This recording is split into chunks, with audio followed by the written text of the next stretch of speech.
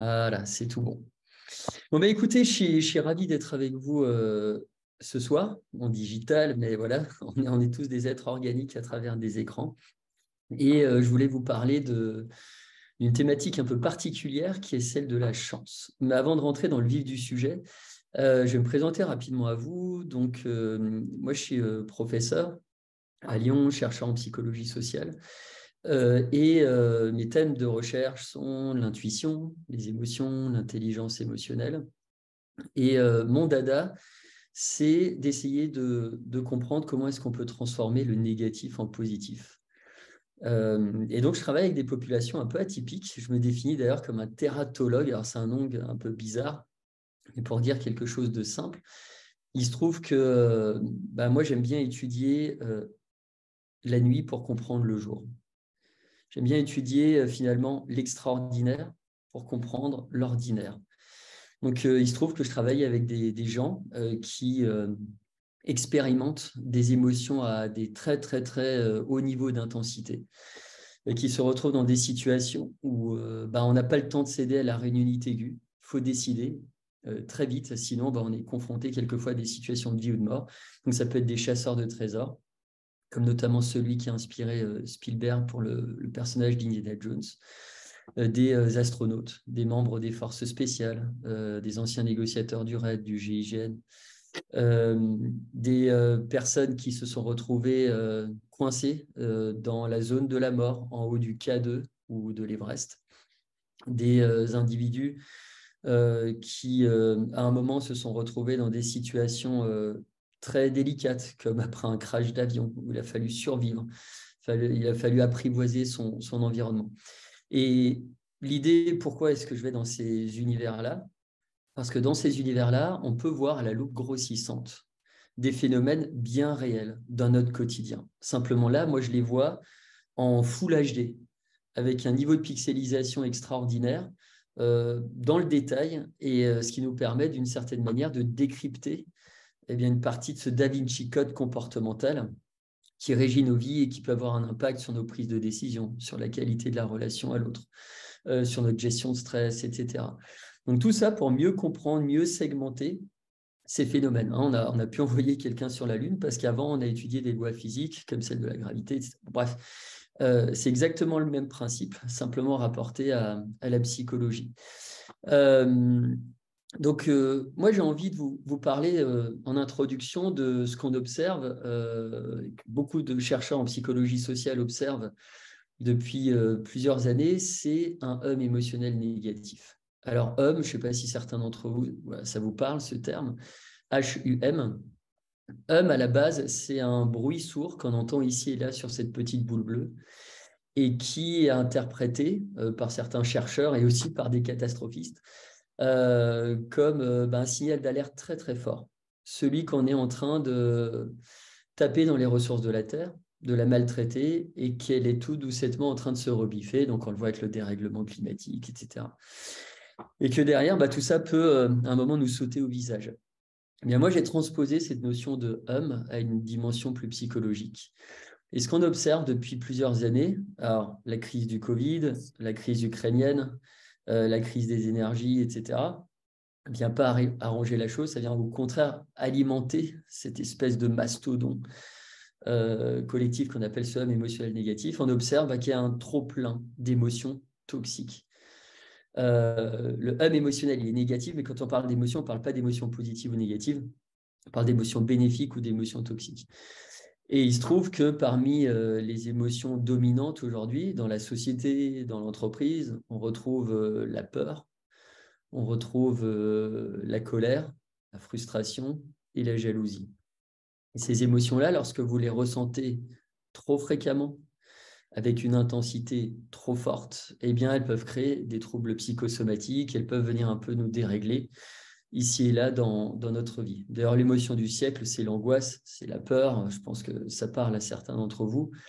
Et il se trouve qu'on a hérité de nos ancêtres certains réflexes physiologiques. C'est-à-dire que quand on ressent trop souvent et dans le mauvais espace-temps, pas dans le bon timing, et avec une intensité démesurée de l'angoisse ou de la peur, eh bien, tout ça va créer chez nous une production accrue de sucre, ce qui peut nous amener à vivre de l'hyperglycémie. On va oxygéner de plus en plus le sang aussi, ce qui peut nous amener à de l'hypertension, tout simplement parce que nos ancêtres, quand ils avaient peur, et cette peur est fonctionnelle à la base, elle est là pour les aider, qu'ils étaient coursés par une créature féroce ou par une bande tribale ennemie, eh bien, la peur activait les muscles des cuisses qui leur permettaient à un moment de prendre leurs jambes à leur cou et de fuir le danger, ou alors d'avoir un esprit combatif et d'avoir suffisamment de force musculaire pour combattre l'ennemi. Et bien, on a gardé cette mécanique-là. Et ces deux carburants, eh bien, à un moment, on les verse de manière démesurée dans notre moteur et on fonctionne en sur-régime émotionnel. Ce qui fait que derrière, on va aussi avoir une baisse de l'immunité générale qui peut nous rendre plus vulnérables à tout un tas de virus, rhume, grippe, etc. Bref, là, il y a pas mal d'études qui nous montrent ça. Et il se trouve qu'en plus, tout ça, donc là, je vous décris ce hum, ce surplus de négativité là, dans lequel on baigne un peu, et on est tous des bobs et des bobettes l'éponge, on s'imprègne de tout ça. Et quelquefois, quand on n'a pas les clés, ça crée chez nous des troubles psychosomatiques, ça vient dérégler la machine psychique. Et je vais essayer, moi, de vous donner 2-3 clés ici pour s'auto-essorer, pour augmenter nos chances de mieux s'adapter à ce siècle de ces émotions-là qui sont très intenses, qui sont percutantes. Il se trouve déjà que 9 peurs sur 10 que vous ressentez, 9 angoisses sur 10 que vous ressentez. Et donc, les 9 problèmes avec ces angoisses générées sur 10 que vous créez sont en fait totalement factices. C'est des décors en carton-pâte à la Ray-Harryhausen. Vous soufflez dessus, ça s'effondre. Sauf que nous, on est un peu emprisonnés et que le cerveau, souvent, il se fait avoir comme un bleu quand il n'a pas les outils pour, quand il ne maîtrise pas les bons schémas mentaux, quand il n'a pas appris à apprivoiser ce qu'on appelle, nous, les compétences émotionnelles. Il se fait avoir comme un bleu et il essaie d'éteindre tous ces incendies qui se produisent dans notre cerveau. Et ça, à nouveau, c'est extrêmement énergivore. À force, si vous conduisez en sur-régime avec une voiture, au bout d'un moment, la motorisation, elle pète tout simplement. Donc, l'idée ici, c'est aussi de vous donner 2-3 clés. Je suis allé chercher à l'extérieur pour arriver à ne plus être aussi en sur-régime, à repérer les émotions qu'il faut absolument traiter et à faire le tri, à filtrer, à laisser aussi notre cerveau décanter. Et là, le cerveau, il a besoin quelquefois d'être accompagné. Alors, je vais vous parler de la chance parce qu'il se trouve que les personnes qui sont capables de recycler le négatif, qui est issu de ce émotionnel négatif, en positif, sont des personnes qui sont extrêmement chanceuses dans la vie. Ces personnes-là ont une adaptabilité qui est plus grande, elles ont des opportunités, elles aimantent à elles des opportunités plus nombreuses dans le temps. Et je vais traiter aujourd'hui de la chance durable. Je ne vais pas parler de la chance isolée. La chance isolée, c'est le gagnant du loto. Bon, si j'avais la potion magique ou de manière équationnelle, l'algorithme qui nous permettait d'avoir les bons chiffres du loto, je ne suis même pas sûr que je partagerais aujourd'hui. Bref, et puis ça ne servira à rien. Si tout le monde gagnait, voilà, le jeu cesserait d'exister.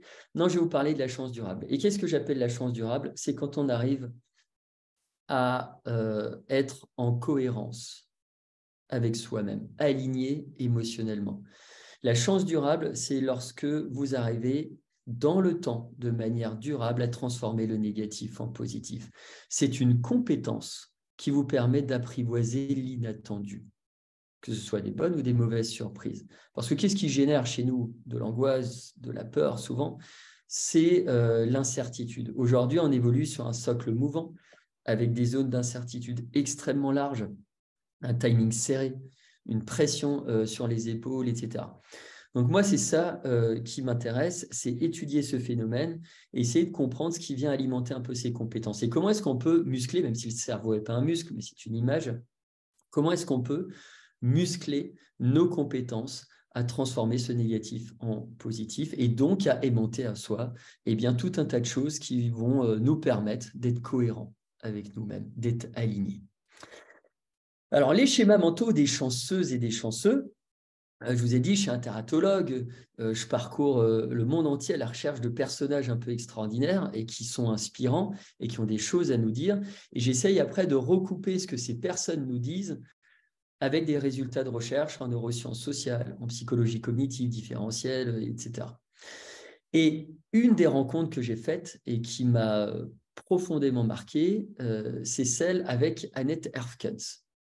Donc Annette Herfkens, on la voit là sur le banc avec son amoureux Patch. Eh bien, le 14 novembre 1992, elle décide de monter dans un Yak 40. Alors, je vous recommande de jamais monter dans ce type d'avion parce que les Yak 40 sont les avions, parmi les avions les plus dangereux au monde. Hein. C'est une espèce de caisse de savon, ça tremble de partout quand vous montez là-dedans. Et il se trouve que elle monte dedans par amour. Hein. Des fois, on fait des conneries par amour. Là, elle en a fait une. Parce que tout simplement, Patch, son amoureux de l'époque, eh bien, l'avait invité dans une station balnéaire au Vietnam pour passer du bon temps et il comptait la demander en mariage. Et il se trouve que les deux sont des financiers et il se trouve qu'Annette Herfkens a une mécanique intellectuelle qui est plutôt bien huilée parce qu'elle est l'une des premières traders femmes européennes à Wall Street. Donc déjà, pour arriver là à cette époque-là, il fallait en avoir un peu dans le citron. Sauf que, il se passe ce qui doit se passer. L'avion se crache. Le Yak 40 se crache en pleine jungle vietnamienne. Et Annette Herfkens est la seule survivante de ce crash.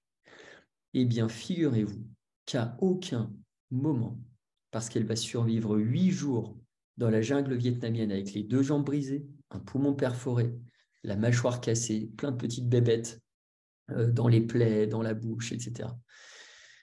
À aucun moment pendant son séjour de survie, eh bien, elle n'a eu peur.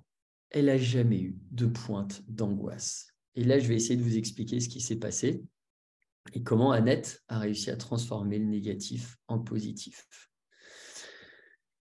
Alors, c'est une image, mais il y a peut-être des fans du jeune sorcier de Harry Potter. Il se trouve que Harry Potter, quand le jeune sorcier est attaqué par des monstres, des détracteurs, eh bien, il invoque, il produit un enchantement qu'on appelle Expecto Patronum. Il a comme une bulle, comme ça, bleue autour de lui qui se forme et qui empêche en fait les monstres et les détracteurs de l'atteindre. Donc, c'est une espèce de bouclier de protection, comme ça. Donc, c'est une image, hein, tout ce que je vous donne. Et Harry Potter, eh bien, pourquoi est-ce qu'il est protégé? Eh bien, tout simplement parce qu'à l'intérieur, ce qui vient former en fait cette bulle de protection, eh bien, ce sont des souvenirs heureux de moments passés avec son premier cercle, et notamment avec ses parents. Donc, des souvenirs inconsciemment stockés dans sa mémoire. Et quand il traverse un coup dur, qui viennent d'un coup ressurgir comme ça la conscience et l'amener dans une dynamique de rebond, de résilience. Eh bien, Annette Herfkens, c'est exactement la même chose qui s'est produite chez elle.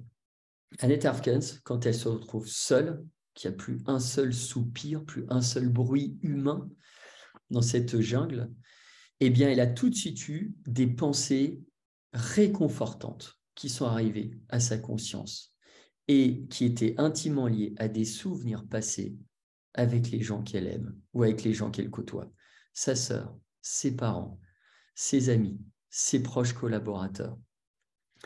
Et c'est ça un moment qui a permis à Annette Herfkens de se redresser psychiquement. Annette Herfkens, elle a investi affectivement dans l'autre. Et lorsque tu fais ça et que tu traverses une période de turbulence, c'est d'ailleurs le titre de son livre que je vous recommande, qui est un best-seller mondial, eh bien Annette Herfkens a eu un retour sur investissement affectif. Elle s'est sentie comme psychiquement protégée et puis elle avait en plus l'envie de revoir les personnes en qui elle avait investi affectivement. Et je trouve qu'on est aujourd'hui dans une société où on se met en difficulté, on augmente sa propre fragilité, ses propres fêlures face à de potentiels événements douloureux, compliqués, déplaisants qui viendraient nous heurter à un moment de notre vie, en n'investissant pas suffisamment dans l'autre. Et pour moi, la première des valeurs psychiques refuge, c'est l'autre. La première des valeurs refuge, c'est pas l'or, c'est pas le bâtiment, c'est investir dans l'autre. Il y a une étude récente qui est assez intéressante, qui montre que si vous privez quelqu'un de 10 heures, pas l'application de musique, 10 heures, 9 plus 1 heure de temps, d'interaction sociale avec autrui, que ce soit en chair et en os, comme on le fait aujourd'hui par écran interposé, par chat, en SMS, etc., eh bien, vous avez les mêmes zones du cerveau qui s'activent que chez une personne qui serait totalement affamée ou assoiffée. Tout ça pour dire que le besoin de l'autre, le besoin d'interaction avec l'autre est un besoin vital. Boris Cyrulnik, on l'a cité précédemment, ne cesse de défendre cette thèse. L'autre est vraiment un autre qu'amant. L'autre est une espèce d'anxiolytique naturel. Alors, il y en a certains qui peuvent vous contaminer, vous transmettre leur angoisse, etc. Mais dans une relation positive avec quelqu'un dans laquelle vous investissez sur du long terme, cette relation-là va générer chez vous tout un tas de bénéfices. Et bien, dans cette société qui est extrêmement auto-centrée, Instagrammante, me, myself and I, où on est très les uns comme ça, recroquevillés sur nous-mêmes, etc., eh bien, je pense qu'on s'affaiblit fortement. Et c'est notamment dans les périodes chaotiques où ça vient secouer un peu émotionnellement qu'il faudrait aller à la rencontre de l'autre. Parce que là, vous vous faites un cadeau et vous vous outillez quelque part psychiquement, vous préparez, vous anticipez des coups durs. Et vous savez, ce qui fait notre force en tant qu'espèce humaine, ce qui fait qu'on est tout en haut de la pyramide des espèces, ce n'est pas pour notre intelligence analytique. Même moi, ce que je vous dis là, ou ce que je dis dans un cours dans l'école dans laquelle je professe, un algorithme aujourd'hui pourrait le faire, un robot pourrait le faire, et peut-être avec encore plus de connaissances. Donc, bon, ce n'est pas notre force musculaire. On n'a pas les incisives d'un T-Rex, on n'a pas la force musculaire d'un ours. Ce qui fait qu'on est tout en haut de la pyramide des espèces, c'est parce qu'on est capable de créer du lien affectif avec autrui. Vous prenez l'astrophysicien avec la mécanique intellectuelle la mieux huilée, seul, il n'envoie personne sur la Lune. C'est qu'à un moment, il a fallu créer des synergies avec des gens passionnés. Alors certes, il y a aussi de l'intelligence, de la compétence technique, etc. Mais le lien de tout ça, ce qui fait qu'on a envie d'avancer, eh bien, c'est ce lien affectif qu'on crée avec l'autre. Le lien émotionnel avec l'autre. Vous savez, l'émotion, ça vient de ex movere, mettre en mouvement. La vie, c'est le mouvement. La mort, c'est la perte de mouvement. Et d'ailleurs, Abraham Lincoln disait une chose assez intéressante, et c'est à peu de choses près ça. Il disait, il peut arriver des choses à ceux qui attendent, mais simplement celles laissées par ceux qui ont foncé. Donc ça, c'est aussi quelque chose. Le mouvement vers l'autre, oui, mais en plus, le mouvement amène l'action, amène l'opportunité. Et ça, c'est l'apanage des serial chanceux, des personnes qui arrivent à être en cohérence avec elles-mêmes et qui, derrière, arrivent à aimanter des opportunités, à mieux s'adapter, etc. Autre leçon tirée de ce que nous raconte Annette Herfkens, c'est qu'à aucun moment, dans la jungle, à nouveau, elle est en position de faiblesse à la base d'infériorité, eh bien, elle n'est rentrée dans un processus de victimisation. Elle n'a pas dit c'est la faute de Patch, son amoureux, elle aurait pu en vouloir, parce que elle avait d'ailleurs une intuition très très forte qu'il ne fallait pas monter dans l'avion. Mais par amour, elle est montée dedans. Donc elle aurait dit ouais, c'est la faute de Patch. C'est la faute du pilote qui n'a peut-être pas maîtrisé un truc, on ne sait pas trop. Bon, bref, à aucun moment, elle est rentrée dans ce processus-là. Alors ce processus, on le comprend, parce que nous sommes des êtres sociaux. Quand ça ne va pas, se plaindre attire des individus aidants, empathiques, qui vont prendre le collant bleu, qui vont enfiler le collant bleu, la cape rouge et adopter une posture un peu supermanesque pour vous aider, pour vous écouter, etc. Sauf que, oui, ça amène de la chaleur humaine. Et ça peut être réconfortant, aidant. Sauf que si vous restez englué dans ce processus-là, dans cet état de victimisation aiguë, eh bien, à un moment, vous allez créer l'effet inverse, c'est-à-dire vous allez créer de la distance avec l'autre. Parce que vous allez devenir, d'un point de vue émotionnel, un agent pathogène toxique.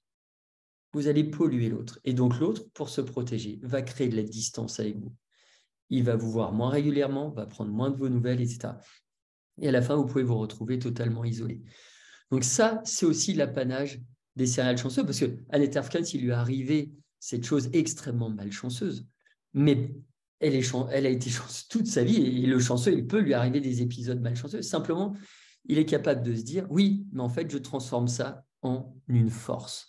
Et Annette Harkins, elle a été capable de ça. Vous savez, je parle d'émotion. L'émotion, c'est l'essence qu'on met dans notre carburant pour avancer. Je vous ai dit avant, c'est ce qui permet la mise en mouvement. Sans émotion, on serait comme des Pinocchio sans la magie. On serait comme des pantins sans âme. Électroencéphalogramme plat, on n'aura même plus de goût à la vie. Bon, bref, sans ça, ça donne du relief, ce qui nous permet de décider, etc. Eh bien, les chanceux ont compris que lorsqu'il leur tombe un truc pas très cool sur le coin de la tête, eh bien, cette chose-là, qui va les heurter émotionnellement, eh bien, on peut le recycler. Ce n'est pas parce que l'apparence de cette chose est toute poisseuse, toute crasseuse, déplaisante, peut-être même méprisante, dégoûtante. Eh bien, c'est comme si à un moment, leur cerveau prenait avec un petit marteau, comme ça, cassait la coquille, cette coquille voilà, qui n'est pas belle à voir, qui n'est pas belle à renifler. Et en cassant cette coquille, qu'est-ce qui reste? Il reste en fait la force psychique et physiologique. Aujourd'hui, on sait tracer tout un tas de choses grâce à l'imagerie médicale, grâce à la biologie, grâce aux neurosciences sociales avec des outils sophistiqués. Sur des écrans d'ordinateur, on peut retracer l'activité émotionnelle du cerveau et puis d'autres parties du corps. Eh bien, ils savent qu'en fait, cette espèce de boule, là, au sens, mais vraiment scientifique du terme, énergétique, physiologique, etc., eh bien, ils peuvent la recycler. Ils peuvent mettre aussi ça dans le moteur pour avancer. Et ça peut leur être supra-utile. Donc, ils ne rentrent pas là-dedans. Et il se trouve que quand tu rentres dans cette victimisation très forte, il y a moins d'opportunités qui viennent à toi, parce qu'il y a moins de personnes qui viennent à toi. Et l'autre est porteur de ton opportunité. D'ailleurs, la plupart des chercheurs en psychologie sociale qui se sont intéressés à la chance, les grands facteurs chance vont toujours te dire que quelqu'un qui est isolé et qui reste isolé n'attirera pas la chance à lui, parce qu'à nouveau, l'autre, l'individu, autrui, est porteur de cette chance. Chose intéressante aussi, il se trouve que les serial chanceux sont des personnes qui ne se mentent pas à elles-mêmes. Je vous parlais avant d'alignement émotionnel. Il y a une étude assez intéressante, récente aussi, en neurosciences sociales, et qui montre que lorsque tu refoules trop tes émotions, lorsque tu as du mal à les maîtriser, là ça doit parler aussi à certains, et que tu n'es pas outillé, que tu n'apprends pas à t'outiller pour un peu maîtriser tout ça, et que tu gardes tout ça un peu bloqué, voilà, très fort, avec une espèce de chaos émotionnel qui est en toi, et bien derrière, ça va avoir un impact sur la colorimétrie épidermique. Alors, je le dis autrement. Alors, on met de côté les facteurs j'ai la gueule de bois, ou j'ai trop bu, j'ai trop fêté, je suis malade de ceci, de cela. Ça, on met ça de côté. Si à un moment, en vous regardant dans la glace, sur plusieurs jours, vous voyez que vous avez le teint blafard, terne, etc., il y a peut-être un problème émotionnel sous-jacent et qui est non réglé.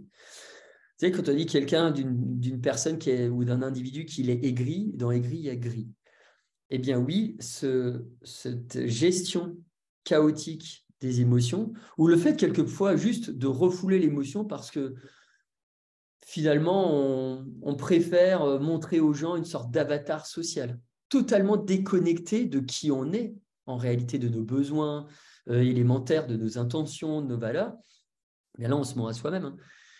Eh bien, en faisant ça, eh bien, derrière, vous déréglez totalement. Et là, vous pouvez expérimenter tout un tas de troubles psychosomatiques, troubles du sommeil, troubles alimentaires, troubles de la digestion, sécrétion accrue du cortisol, hormones de stress, etc. Et je vais vous donner une anecdote à ce sujet. Il se trouve qu'il y a quelques années, j'avais été invité par le numéro 2 d'un des plus grands cabinets de conseil au monde suite à la sortie d'un de mes bouquins. Et donc, il voulait voir l'auteur. Il m'avait invité dans un palace parisien, etc. Ça brillait de partout. Et dans les premiers instants de notre discussion, cette personne me dit oui, mais les émotions, l'intelligence émotionnelle sur laquelle je travaille, l'intuition, ouais, ça sert à rien. Moi, c'est métrique, c'est prise de décision. Il faut être carré, il faut être ceci, cela. Bon. Bref, donc je me suis dit, après le dîner de con, voilà le déjeuner de con. C'était moi le con, il s'est pris un auteur, il s'est dit, bon, allez, il se paye un auteur. Après, j'ai pas d'ego et puis j'aime bien rire des situations. Donc, je dis, bon, allez, on va changer de sujet, on va parler d'autre chose. Et là, je décide, c'est pour ça qu'il ne faut jamais m'inviter, hein. J'appelle le sommelier et je décide de commander la bouteille la plus chère à la carte. Et je peux vous assurer qu'elle coûtait très cher. Et en plus, je bois très peu. Mais je me dis, tiens, il est un peu crispé, le monsieur. Il a la mâchoire serrée, tendue, les sourcils froncés, le nez retroussé. Bon, bref, il a une espèce de colère interne très forte. Donc, je me dis, lui, il est constipé émotionnellement. Ben, voilà, je vais être son laxatif psychique aujourd'hui. Et donc, je décide, oui, alors, à boire avec modération, etc. On met tout ça de côté.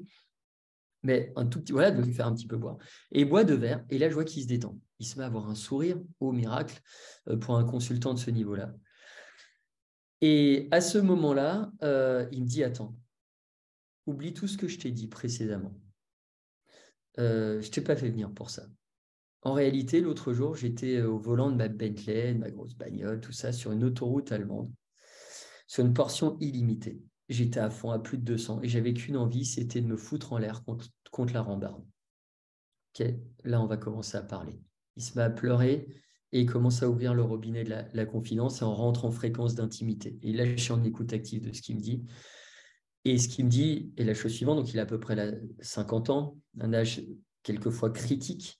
Quand on est voilà, un petit peu dissonant émotionnellement, c'est là où on peut avoir une probabilité un peu accentuée d'expérimenter burn-out, troubles dépressifs, etc. Et donc là, il me dit, mais en fait, moi j'ai coché tout un tas de cases pour gonfler, rendre plus brillant mon avatar social. Donc il avait les belles bagnoles comme il fallait, il avait un super salaire, machin. Il faisait un métier qui l'intéressait pas plus que ça. Il était marié à une femme qui avait 20 ans de moins que lui. Et ils n'avaient aucun sujet commun. Il faisait des sports qu'il n'aimait pas, mais qui étaient des sports à caractère social, comme par exemple faire du golf, du tennis. Bon, bref, voilà. Alors que lui, ce qu'il aimait, c'était le rugby, c'était les sports co. Il prêtait sa carte bancaire, sa CB, à ses gamins qui, tous les jeudis soirs, dans le 16e arrondissement, allaient se payer des magnums de champagne, etc. Bon, bref. Et donc, il commence à me sortir tout ce constat-là. Et il me dit, ben voilà, j'ai tiqué toutes les cases qu'il fallait par rapport à ma catégorie socio-professionnelle. Mais en réalité, c'est pas moi.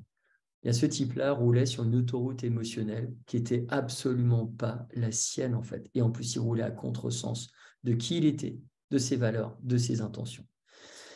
Et il me dit à un moment, mais tu sais, moi, j'ai passé 50 ans de mon CDD de vie sur cette petite boule bleue. Donc, j'ai gâché plus de 50% quand on regarde les espérances de vie d'un sujet masculin, à être dissonant. J'ai pas écouté mes émotions. Voilà, ben, je suis né dans une famille où on n'écoutait pas trop nos émotions. Papa, maman sortaient tous les deux de la cuisse de Polytechnique. Et alors, je rien contre Polytechnique, mais voilà, c'était son constat. On ne pouvait pas vraiment s'exprimer. Son dictionnaire affectif n'avait pas été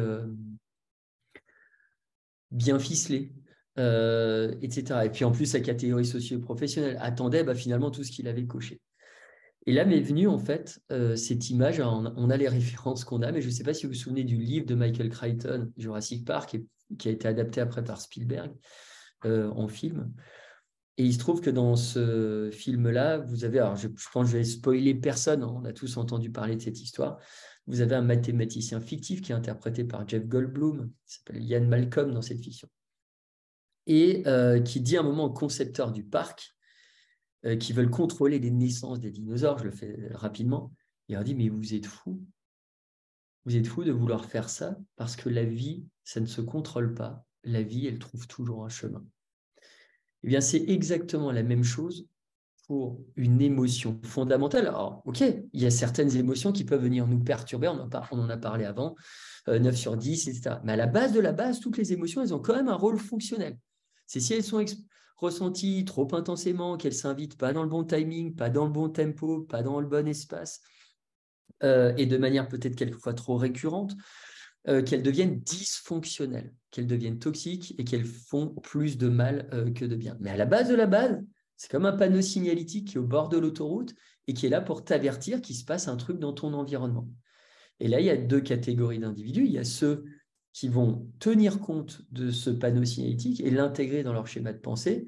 Alors, prenons le cas d'un panneau signalétique juste avant un virage dangereux.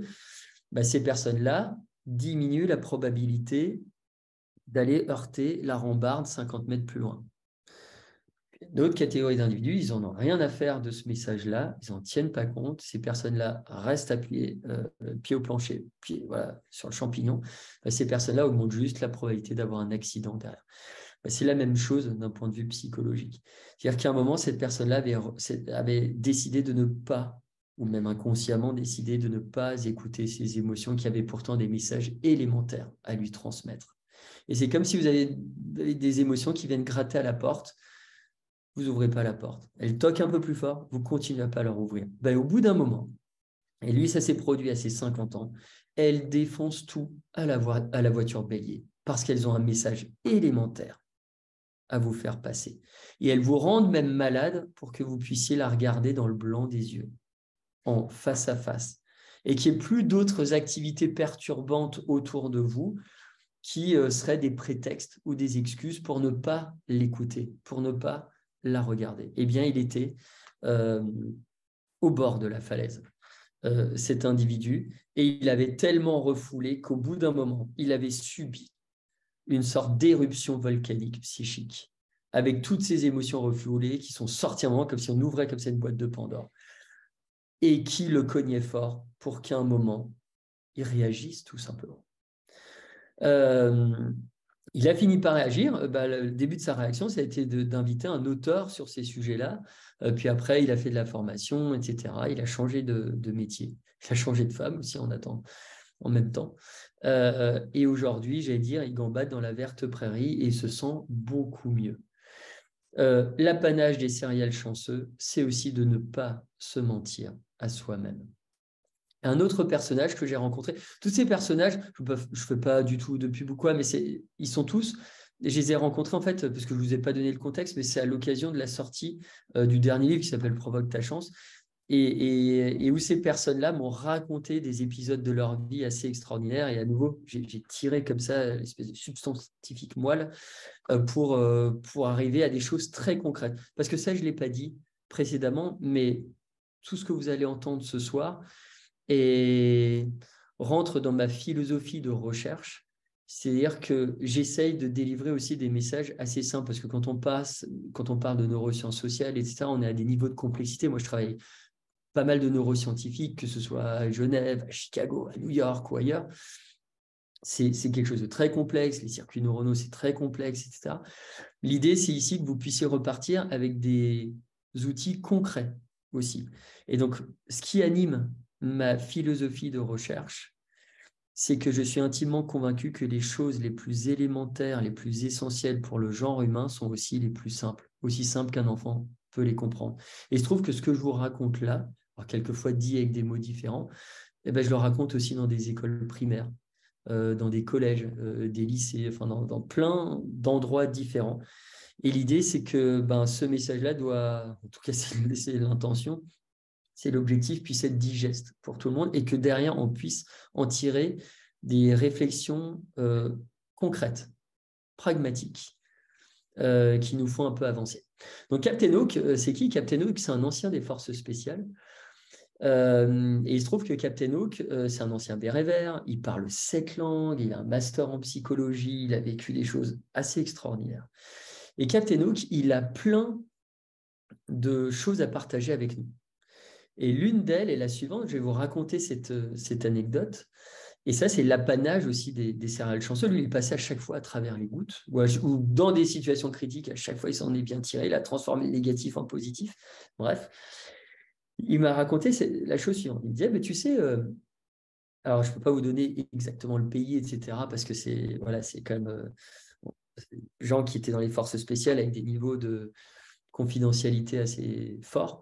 Il me disait, on était en Razmot, on survolait un territoire ennemi de nuit avec un groupe commando américain, et on devait faire quelque chose de particulier en territoire ennemi.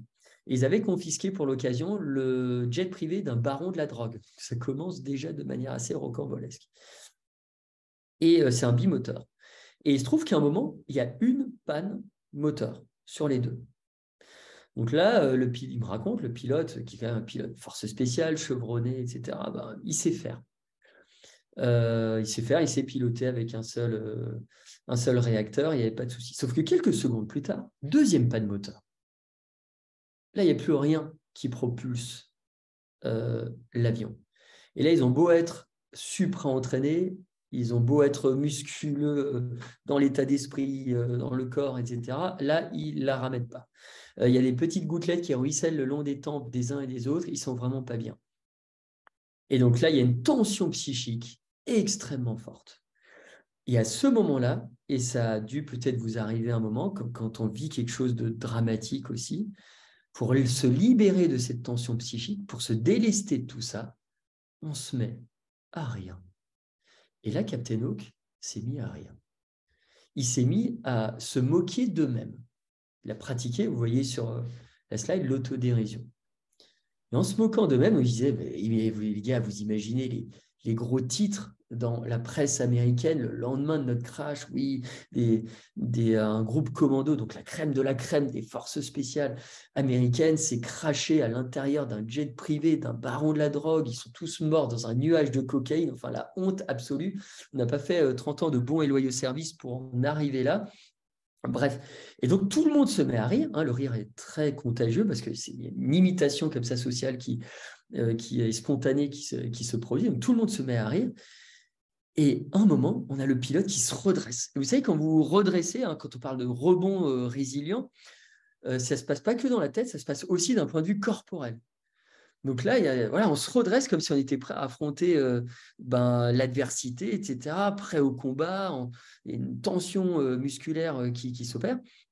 Et là, eh bien, le pilote a une sorte de tilt, un eureka. Il se dit, mais attends, j'ai une idée.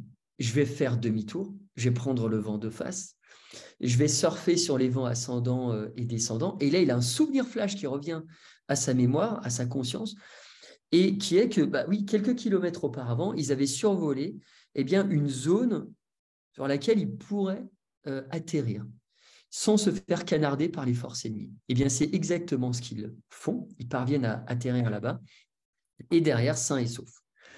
Tout ça pour vous dire une chose, c'est que quand on est dans une situation déstabilisante, déplaisante, etc., l'autodérision est une arme qui permet en plus de résoudre le problème qui se pose à vous dans cette situation-là. Il se trouve que quand on pratique l'autodérision, il y a une zone du cerveau qu'on appelle l'ACC, et puis d'autres zones aussi, mais qui vont s'activer et qui vont produire encore plus de pensées créatives et en plus adaptatives. Donc vous allez avoir comme ça des petits tilts, des eureka pour résoudre le problème très rapidement, spontanément, et mieux vous adapter à la situation. Il se trouve qu'en plus, lorsque vous pratiquez l'autodérision, ça va déclencher une pompe à endorphine. Donc vous allez être en plus galvanisé pour sortir de cette situation un petit peu périlleuse. Vous allez devenir ce qu'on appelle des gélotophiles. Les gélotophiles, rien à voir avec des fans de glace italienne, ce sont des personnes qui sont capables d'autodérision. On n'est pas nombreux à être capables de ça dans cette société de l'ego, de me, myself and I, on fait attention à son apparence physique, etc. Bref, mais lorsqu'on pratique l'autodérision, on va déclencher en plus un processus mental qu'on appelle la pensée latérale. C'est un vieux concept, mais qui est encore vachement d'actualité. Et c'est quoi la pensée latérale? C'est tout simplement se dire que l'enjeu ne doit pas tuer le jeu. Que s'il y a un problème sérieux qui se pose à vous, eh bien, si vous voulez augmenter vos chances de le résoudre, eh bien, surtout, ne le prenez pas au sérieux. Essayez de le résoudre de manière récréative. Donc ça, c'est aussi un schéma mental qui est supra-aidant et qui nous permet de réguler la tension psychique. C'est très freudien, cette tension psychique, lorsqu'on subit des choses dans nos vies. Autre chose, et là on est présent, l'hygiène de vie de Captain Hook, c'est que, donc moi, pendant 3 ans, je suis allé enquêter, je les ai rencontrés, etc. Captain Hook m'a dit, et Captain Hook, je ne vous ai pas dit pourquoi je l'ai choisi, parce qu'en fait, lui aussi, c'est le père spirituel de Bear Grylls. Vous voyez, Man vs. Wild, cet ancien des forces spéciales britanniques qui a une émission alors, qui est diffusée chez nous sur la TNT, où on le met dans un milieu hostile et avec les moyens du bord, il doit réussir à survivre. Et Captain Hook, c'est son pendant américain, qui a été l'un des premiers à avoir une émission comme ça sur Discovery, suivie par des dizaines de millions de téléspectateurs. Et bon, bref, voilà, pour la petite anecdote. Et Captain Hook, il a aussi, dans son quotidien, mis en place quelque chose qui est redoutablement efficace. C'est-à-dire que dans son agenda, il a des dates où il dit oui à tout. Alors, dans les limites éthiques, budgétaires, tout ce que vous voulez, mais il dit oui à tout. Et il se trouve que moi, depuis que j'ai fait cette rencontre avec Captain Hook, eh bien, j'ai placé dans mon agenda Outlook, je déteste planifier les choses, mais 52 dates. Et c'est des demi-journées. Il n'y a que moi qui les connais. Et quand on vient me demander quelque chose ou quand on me contacte, je dis oui. Alors, à nouveau, dans certaines limites, parce que il y a quelques temps de ça, quand je faisais la promo du bouquin, j'étais sur un plateau radio avec Brigitte Lahaye. Il y avait une auditrice qui avait appelé et qui avait dit oui, mais alors si avec mon mari on te contacte, parce que je parlais du Yes Day, dans un Yes Day, est-ce que tu serais prêt à faire un truc à trois? J'ai dit alors déjà il y a ma copine qui nous écoute et en plus bon c'est pas trop mon truc, mais bon bref voilà. Après à vous de poser vos limites etc. Je peux vous assurer que quand vous mettez ça en place de manière analytique finalement, parce que c'est planifié, c'est inscrit à l'agenda, eh bien ça a une incidence psychique. Ça vous rend plus ouvert aux autres, plus ouvert à l'inattendu. Et quand vous avez cette porte qui est ouverte, eh bien, il peut se passer beaucoup de choses positives pour vous. Et je vous donne juste une anecdote. J'étais en train de finaliser l'écriture du livre et il me manquait un chapitre. Et j'hésitais avec plein d'univers différents. Et donc, je donnais une conférence à un moment auprès de grands patrons et d'entrepreneurs, etc. Et donc, je parlais de ça. Je disais, voilà, il manque ce chapitre. Et quelques jours plus tard, sur Messenger, dans un Yes Day, quand j'ai un Yes Day, je fais la tournée un peu des popotes sur les réseaux sociaux. Donc, j'essaie de répondre à un maximum de gens. Eh bien, il y a une certaine Sylvie qui me contacte, qui me parle de sa passion. Elle a sa propre entité de coach, voilà, elle a une activité de coach, on parle d'intelligence émotionnelle, de comment ça se mesure, etc. Et à un moment, il me dit, mais tiens, en fait, tu sais, moi, je suis apnéiste. Mon loisir, c'est d'être apnéiste. Et il se trouve que je connais plein de gens dans le milieu, dans ce grand bleu, en fait. Et donc, elle commence à me parler de gens qui ont travaillé avec le commandant Cousteau, de champions d'apnée, de spécialistes des requins blancs, d'explorateurs sous la glace, etc. Enfin, de personnes qui ont des profils hallucinants. Et là, je me dis, j'ai cette visualisation, je me dis, tiens, mais ce chapitre s'appellera le Grand Bleu. Et donc, elle m'a donné accès à toutes ces personnes, Sylvie, à qui je rends hommage aussi dans le livre, et je remercie. Si je n'avais pas ouvert cette porte-là, s'il n'y avait pas cette interaction qui avait été déclenchée dans ce fameux Yes Day, jamais ce chapitre n'aurait vu le jour. Donc c'est un exemple, moi c'est par rapport à mon métier d'écrivain, de chercheur, etc. Mais voilà, c'est un exemple parmi tant d'autres. Depuis que je pratique ça, il m'arrive plein de choses. Donc je vous recommande de faire ça et notre ami Captain Hook vous le recommande aussi. Là, il y a quelque chose d'assez extraordinaire qui est aussi une recommandation de Captain Hook qui est croisée par des résultats de recherche assez récents. Et je vais laisser ça comme ça un peu en suspens sans rentrer dans le détail. Mais lorsque vous êtes confronté à un problème qui s'invite dans votre quotidien et un problème à enjeu, voilà, où il y a un peu de l'enjeu, ça bulle émotionnellement en vous, eh bien, pour tenter de répondre, de régler ce problème, moi, je vous invite dans votre tête à penser le problème dans votre deuxième langue. Donc, posez-vous le problème avec un point d'interrogation à la fin. Where is Brian? Et essayez de répondre à nouveau dans votre tête, pas avec une voix projetée, vous ne adressez pas à quelqu'un d'autre, vous vous adressez à vous-même. Eh bien, essayez de répondre dans cette deuxième langue. En répondant dans cette deuxième langue, vous augmentez la probabilité de trouver une solution à ce problème, de booster votre adaptabilité par rapport à ce que cause ce problème dans votre environnement proche. Je ne vais pas rentrer plus dans le détail que ça. Captain Hook raconte dans le bouquin tout un tas de moments comme ça qui sont produits où d'un coup, il s'est mis à penser en fait. dans sa deuxième langue du moment, parce qu'il en a plusieurs de deuxième langue du moment. Ça dépend combien de temps il vit dans le pays, son pays d'accueil, ou les personnes autour de lui, les cultures autour de lui. Eh bien, à chaque fois, ça lui a permis de mieux s'adapter. Et il se trouve que ça, quand j'ai rencontré d'autres céréales chanceux, dans cette chance durable, eh bien, tous, à un moment, on dit « Ah, c'est marrant que tu me parles de ça parce que c'est un truc que je pratique. » Ah ouais.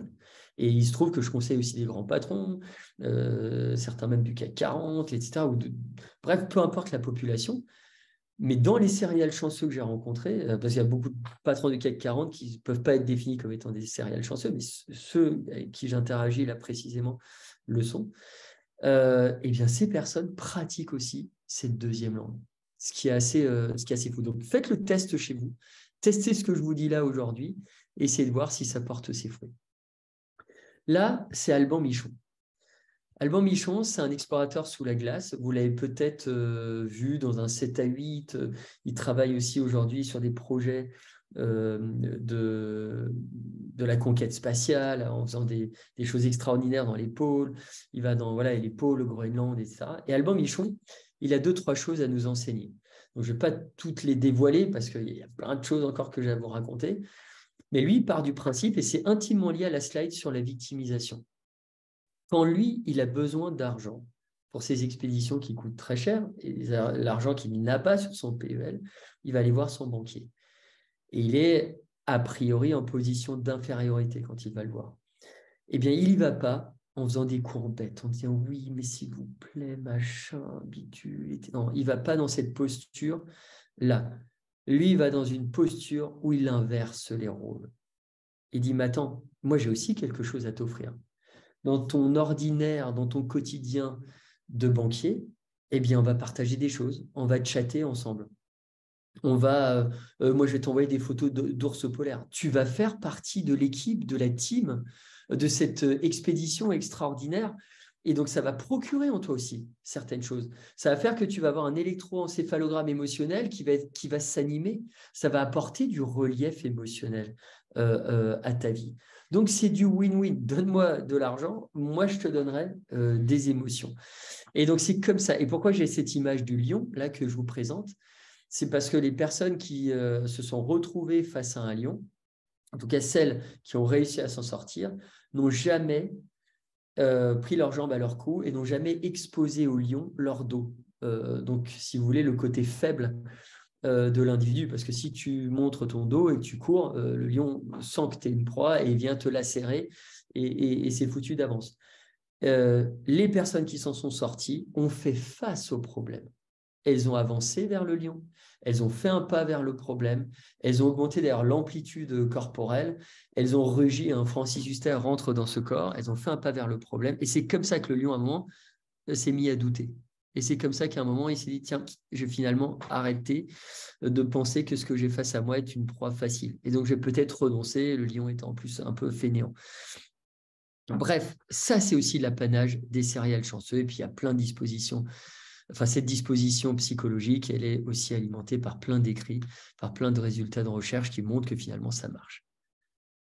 Là, on arrive sur un facteur clé des céréales chanceux. Alors, je ne suis pas en train de faire de la pub pour Waze, qui est encore gratuit jusqu'à maintenant. Peut-être que ça ne sera plus dans un certain temps. Mais il se trouve que tous les céréales chanceux que j'ai eu la chance de rencontrer, d'ausculter et d'observer à la loupe, sont des personnes douées d'une compétence particulière qu'on appelle l'intelligence émotionnelle et que je compare, moi, à Waze. Donc Waze, vous voyez tous, c'est ce GPS, cette application qui nous permet de nous orienter en se nourrissant d'informations en temps réel qui proviennent du terrain et qui nous permettent à un moment d'esquiver un barrage, un accident, une route trop surchargée avec des embouteillages, etc. Eh bien, l'intelligence émotionnelle, ça fonctionne de la même manière. C'est un GPS intérieur, psychique, qui se nourrit des informations entrantes. Souvenez-vous, quand je vous parlais de panneaux signalétiques, l'émotion est un panneau signalétique qui vient nous dire quelque chose sur nous, qui peut avoir une incidence directe sur notre niveau de bien-être. Donc, il faudra mieux le considérer, cette chose-là. Eh bien, c'est un GPS intérieur qui se nourrit de ces informations qui lui viennent très rapidement, en quelques millièmes de seconde.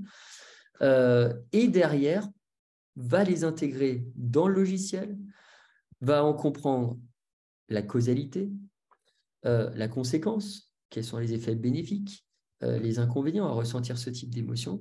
Et derrière, sur la base de cette information émotionnelle, va soit continuer sur l'autoroute de vie dans laquelle on est engagé pour atteindre un but, voilà, choisir entre alpha et bêta, s'adapter à tel ou tel type de situation, ou va nous dérouter de cette autoroute émotionnelle pour accéder finalement à quelque chose qui nous permettra une adaptabilité plus grande. Alors, pour la comprendre, cette forme d'intelligence qui nous permet de raisonner à partir des émotions, eh bien, je vais vous amener à Hollywood. Mais avant ça, je veux quand même vous donner tous les bénéfices liés à cette forme d'intelligence et qu'on observe, qu'on peut lister, répertorier dans la littérature. Il y a des résultats de recherche qui vous montrent que lorsque vous développez ce type de compétences-là, eh bien, vous diminuez la sécrétion de cortisol, d'hormones de stress. Vous allez diminuer les maux MAUX de tête, de ventre ou de dos. Mal du dos, mal du siècle, intimement lié à une mauvaise gestion du stress. Vous allez augmenter la qualité de la relation sociale avec autrui. Vous allez prendre de meilleures décisions, notamment en situations complexes à enjeu. Vous allez avoir moins d'addiction à des substances type alcool fort, type drogue forte, cocaïne, etc. Vous allez avoir une employabilité qui va être supérieure à la moyenne. Vous allez être moins toxique pour autrui. Donc, vous allez être une sorte d'agent pathogène positif pour les autres. Je reviendrai dans quelques instants. Donc, vous boostez la qualité de la relation sociale. Vous prenez de meilleures décisions. Vous gérez mieux le stress. Cette compétence, qu'on pourrait appeler aussi intelligence situationnelle ou intelligence presque darwinienne, elle colle tellement à ce qu'on est en train de vivre aujourd'hui et on gagnerait tous à s'outiller de ça. Et donc aujourd'hui, on sait comment faire pour booster tel ou tel type de compétences ou sous-compétences de l'intelligence émotionnelle. Et il y a d'ailleurs une étude super intéressante publiée dans une des plus belles revues en psychologie appliquée qui a été conduite par une psychologue célèbre et un économiste et qui montre que si on augmentait de 10% par de la formation, par du développement des compétences émotionnelles, eh bien, les étudiants, et dès le plus jeune âge, si on augmentait de 10%, eh bien, leur score d'intelligence émotionnelle, on diminuerait plus tard, une fois arrivé à un stade adulte, de 10% les coûts de santé associés à des carences émotionnelles. Consommation de boîtes d'anxiolytiques, d'antidépresseurs, parce que, et là à nouveau ça doit parler à certains, parce que difficulté à réguler, maîtriser certains états émotionnels qui s'invitent peut-être pas dans le bon tempo, pas dans le bon espace-temps, etc. Donc à développer cette forme d'intelligence, il y aura aussi une incidence à un niveau sociétal et il y a des problématiques de santé publique qui sont intimement liées à ça. Alors comment ça marche? Pour vous expliquer comment ça marche, je vais vous amener à Hollywood. Je vous ai dit que je travaille avec des populations un peu atypiques pour comprendre, nous, notre réel, pour comprendre notre existant, notre ordinaire. Hein, c'est ma fonction de thératologue. Eh bien, j'ai fait une plongée anthropologique avec un collègue à moi qui est un ancien prof d'HEC et qui est aujourd'hui le directeur d'une business school aux États-Unis, en Californie. On est allé à la rencontre de 7 réalisateurs de cinéma. Et on les a suivis pendant toute une journée. On les a équipés, donc lui les avait équipés avec un micro-cravate et tapis derrière les buissons, il les suivait, caméra au point, sur toute une journée de tournage. Et une journée de tournage, il se passe plein de trucs. Ça bulle émotionnellement, il faut être capable de s'adapter, de décider par rapport à vraiment des émotions extrêmement puissantes, intenses, etc., qui à un moment peuvent mettre à mal en fait ses propres croyances ou le planning ou même un sens créatif qu'on avait sur une scène, etc. Bon bref, il faut être plutôt réactif. Et il se trouve que, là je vais vous raconter l'histoire d'un de ces réalisateurs, donc on est à mi-tournage. Son actrice principale, alors, je n'ai pas le droit de vous donner les noms, mais elle a joué dans Star Wars. C'est pas elle, c'est l'autre. Faites confiance à votre intuition. Était démissionnaire. Elle avait commandé une limousine qui l'attendait dans un parking lugubre à l'arrière du plateau de tournage. Elle s'apprête à monter dans la limousine quand notre réalisateur arrive des boules. En fait, il a été prévenu par son staff et dit « Mais qu'est-ce que tu fais en fait ?» Et là, elle se tourne vers lui, elle lui jette un regard noir. Et vous allez comprendre comment ça fonctionne, l'intelligence émotionnelle. Et elle lui dit, mais tu ne sais pas gérer tes actrices, tu n'es pas un bon réalisateur. Donc, elle commence à l'invectiver fort. Elle crache son venin au visage. Et de manière assez étonnante, nous, ce qu'on observe d'abord, en zoomant comme ça sur le faciès, les expressions faciales du réalisateur, on voit d'abord un petit rictus de satisfaction. On se dit, tiens, c'est bizarre parce que le type, quand même, il n'a pas décelé ça, des pointes de sadisme ou de sadomasochisme chez lui. Bon, bref, il semble plutôt à l'équilibre. Mais ça dure que 3 secondes, ce petit sourire. Ça s'estompe rapidement. Et là, il fait un pas de plus. Il fait un pas vers elle. Il réduit ce qu'on appelle la distance de proxémie, la distance de respect social entre les individus. Il prend la parole et là, il exprime une espèce de colère froide. Alors, je ne suis pas du tout en train de faire l'apologie de la colère. Simplement, sur un plateau de tournage, la colère est l'émotion la plus fréquemment exprimée, ressentie et acceptée. Donc, ok, ça va dans le moule. Cet exemple-là, c'est un exemple extrême, hein, mais la colère, ça ne fonctionnerait pas dans une autre organisme. Mais là, ça fonctionne parce que voilà, le terreau est fertile à ça. Et donc là, il lui rappelle les règles du jeu, il lui dit que c'est pas pro, etc., que ça touche, tout ça. Bon, bref. Et tout ce que je vous raconte là, ça dure moins de 2 minutes. Et là, on voit petit à petit l'expression faciale de cette actrice qui se modifie et elle passe de je suis très énervée à j'adopte la structure faciale ou les expressions faciales du chat dans Shrek quand il a fait une connerie. Vous voyez le truc? Et là, elle reprend timidement la parole et elle dit non, mais attends, excuse-moi, j'ai totalement merdé. Oublie tout ce que je t'ai dit précédemment. Tu peux compter sur moi à 200%. Je vais me donner à fond pour la deuxième moitié de tournage. Effectivement, elle est restée. Toutes les scènes qui ont été tournées en deuxième moitié de tournage étaient de bien meilleure qualité, de l'avis et bien de la direction artistique. Et le film a été un succès au box-office mondial. Quelques semaines plus tard, Jean-François Cauget, mon collègue, va montrer au réalisateur de cinéma cette séquence vidéo qui était dans la boîte. Il dit, mais tu te souviens là de ça? Dit, oui, il avait un souvenir vivace de la chose déjà. Il se souvenait, c'est un haut niveau de pixelisation. On était sur de la Ultra HD, du 8K mémorial. Parce que quand ça vous heurte émotionnellement, quand ça vous secoue émotionnellement, il ne faut pas passer un seuil traumatique. Hein, quelqu'un qui a été agressé sexuellement, physiquement, et que vous traverser ce seuil traumatique, parce que l'intensité émotionnelle est beaucoup trop élevée, là, votre cerveau, il fonctionne, il essaie de faire un blackout, il essaie d'oublier tout ça, il veut envoyer ce souvenir aux oubliettes. Et donc, il dit, ouais, j'ai un souvenir très, très fort. Et bien, il s'est passé un truc extraordinaire à ce moment-là. Je dis, ouais, raconte ce truc extraordinaire. Il dit, quand elle était en train de m'invectiver, quand elle me crachait son venin, eh bien, au bout d'un moment, il y avait comme une image mentale qui s'est intercalée entre son visage et mon visage. Et cette image mentale qui s'est imposée dans le débat, eh bien, me renvoyait à un souvenir de mon adolescence. Et là, il se met à nous raconter ce souvenir-là. Il dit, quand j'étais ado, je marchais avec mon père sur l'avenue principale de LA, de Los Angeles, et il se trouve qu'à cette époque-là, j'étais membre d'un gang supra-dangereux à Los Angeles, d'un plus dangereux. Et à un moment, il y a une bagnole qui déboule, les portes s'ouvrent et on est kidnappé par des membres du gang rival. On est amené dans un petit studio d'une 20aine de mètres carrés, on est ligoté et on est placé dos à dos sur 2 chaises, comme Indiana Jones, père et fils, avec mon père. Et toutes les 15 minutes, nos geôliers nous pointaient un flingue sur la tempe en disant « on va vous crever ». Donc là, ça bulle émotionnellement fort. Et il dit, ce qui est extraordinaire, c'est que lorsque j'étais dans cette position, faiblesse, je n'avais pas le pouvoir, d'infériorité, etc., mais venu un souvenir encore plus lointain.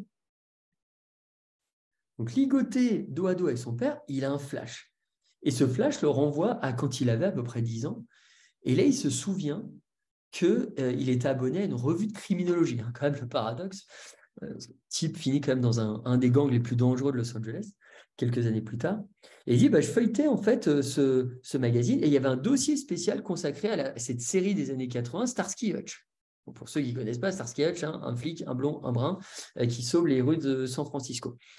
Et ces policiers-là étaient rencardés par un indique, Huggy les Montueux. Et le dossier spécial de ce numéro était de dire que les dialogues entre Huggy les Montueux et les 2 acolytes étaient empiriquement fondés. Ça renvoyait à des statistiques réelles, parce que les dialogues étaient coécrits par des psychologues qui bossent avec la police, des criminologues, des enquêteurs terrain, etc. Bon, bref, il y a un vrai fond réel. Et pour illustrer ce propos, eh bien, moi, dans le dossier, il y a un verbatim comme ça, une réplique de Huggy à Hutch qui disait « Tu sais, Hutch, 9 fois sur 10, quand un type te braque dans la rue, il ne va pas appuyer sur la détente. » Sous-jacent, derrière, se dire « Oui, en fait, parce que déjà, vous avez été… parce que la personne te braque peut-être en pleine rue, il y a des témoins, il connaît à peu près la peine qui encourue, etc. Bon, il ne va peut-être pas appuyer. Le risque est trop grand. » Eh bien, lorsqu'il était ligoté dos à dos avec son père, eh bien, il s'est mis à adopter un comportement de défiance.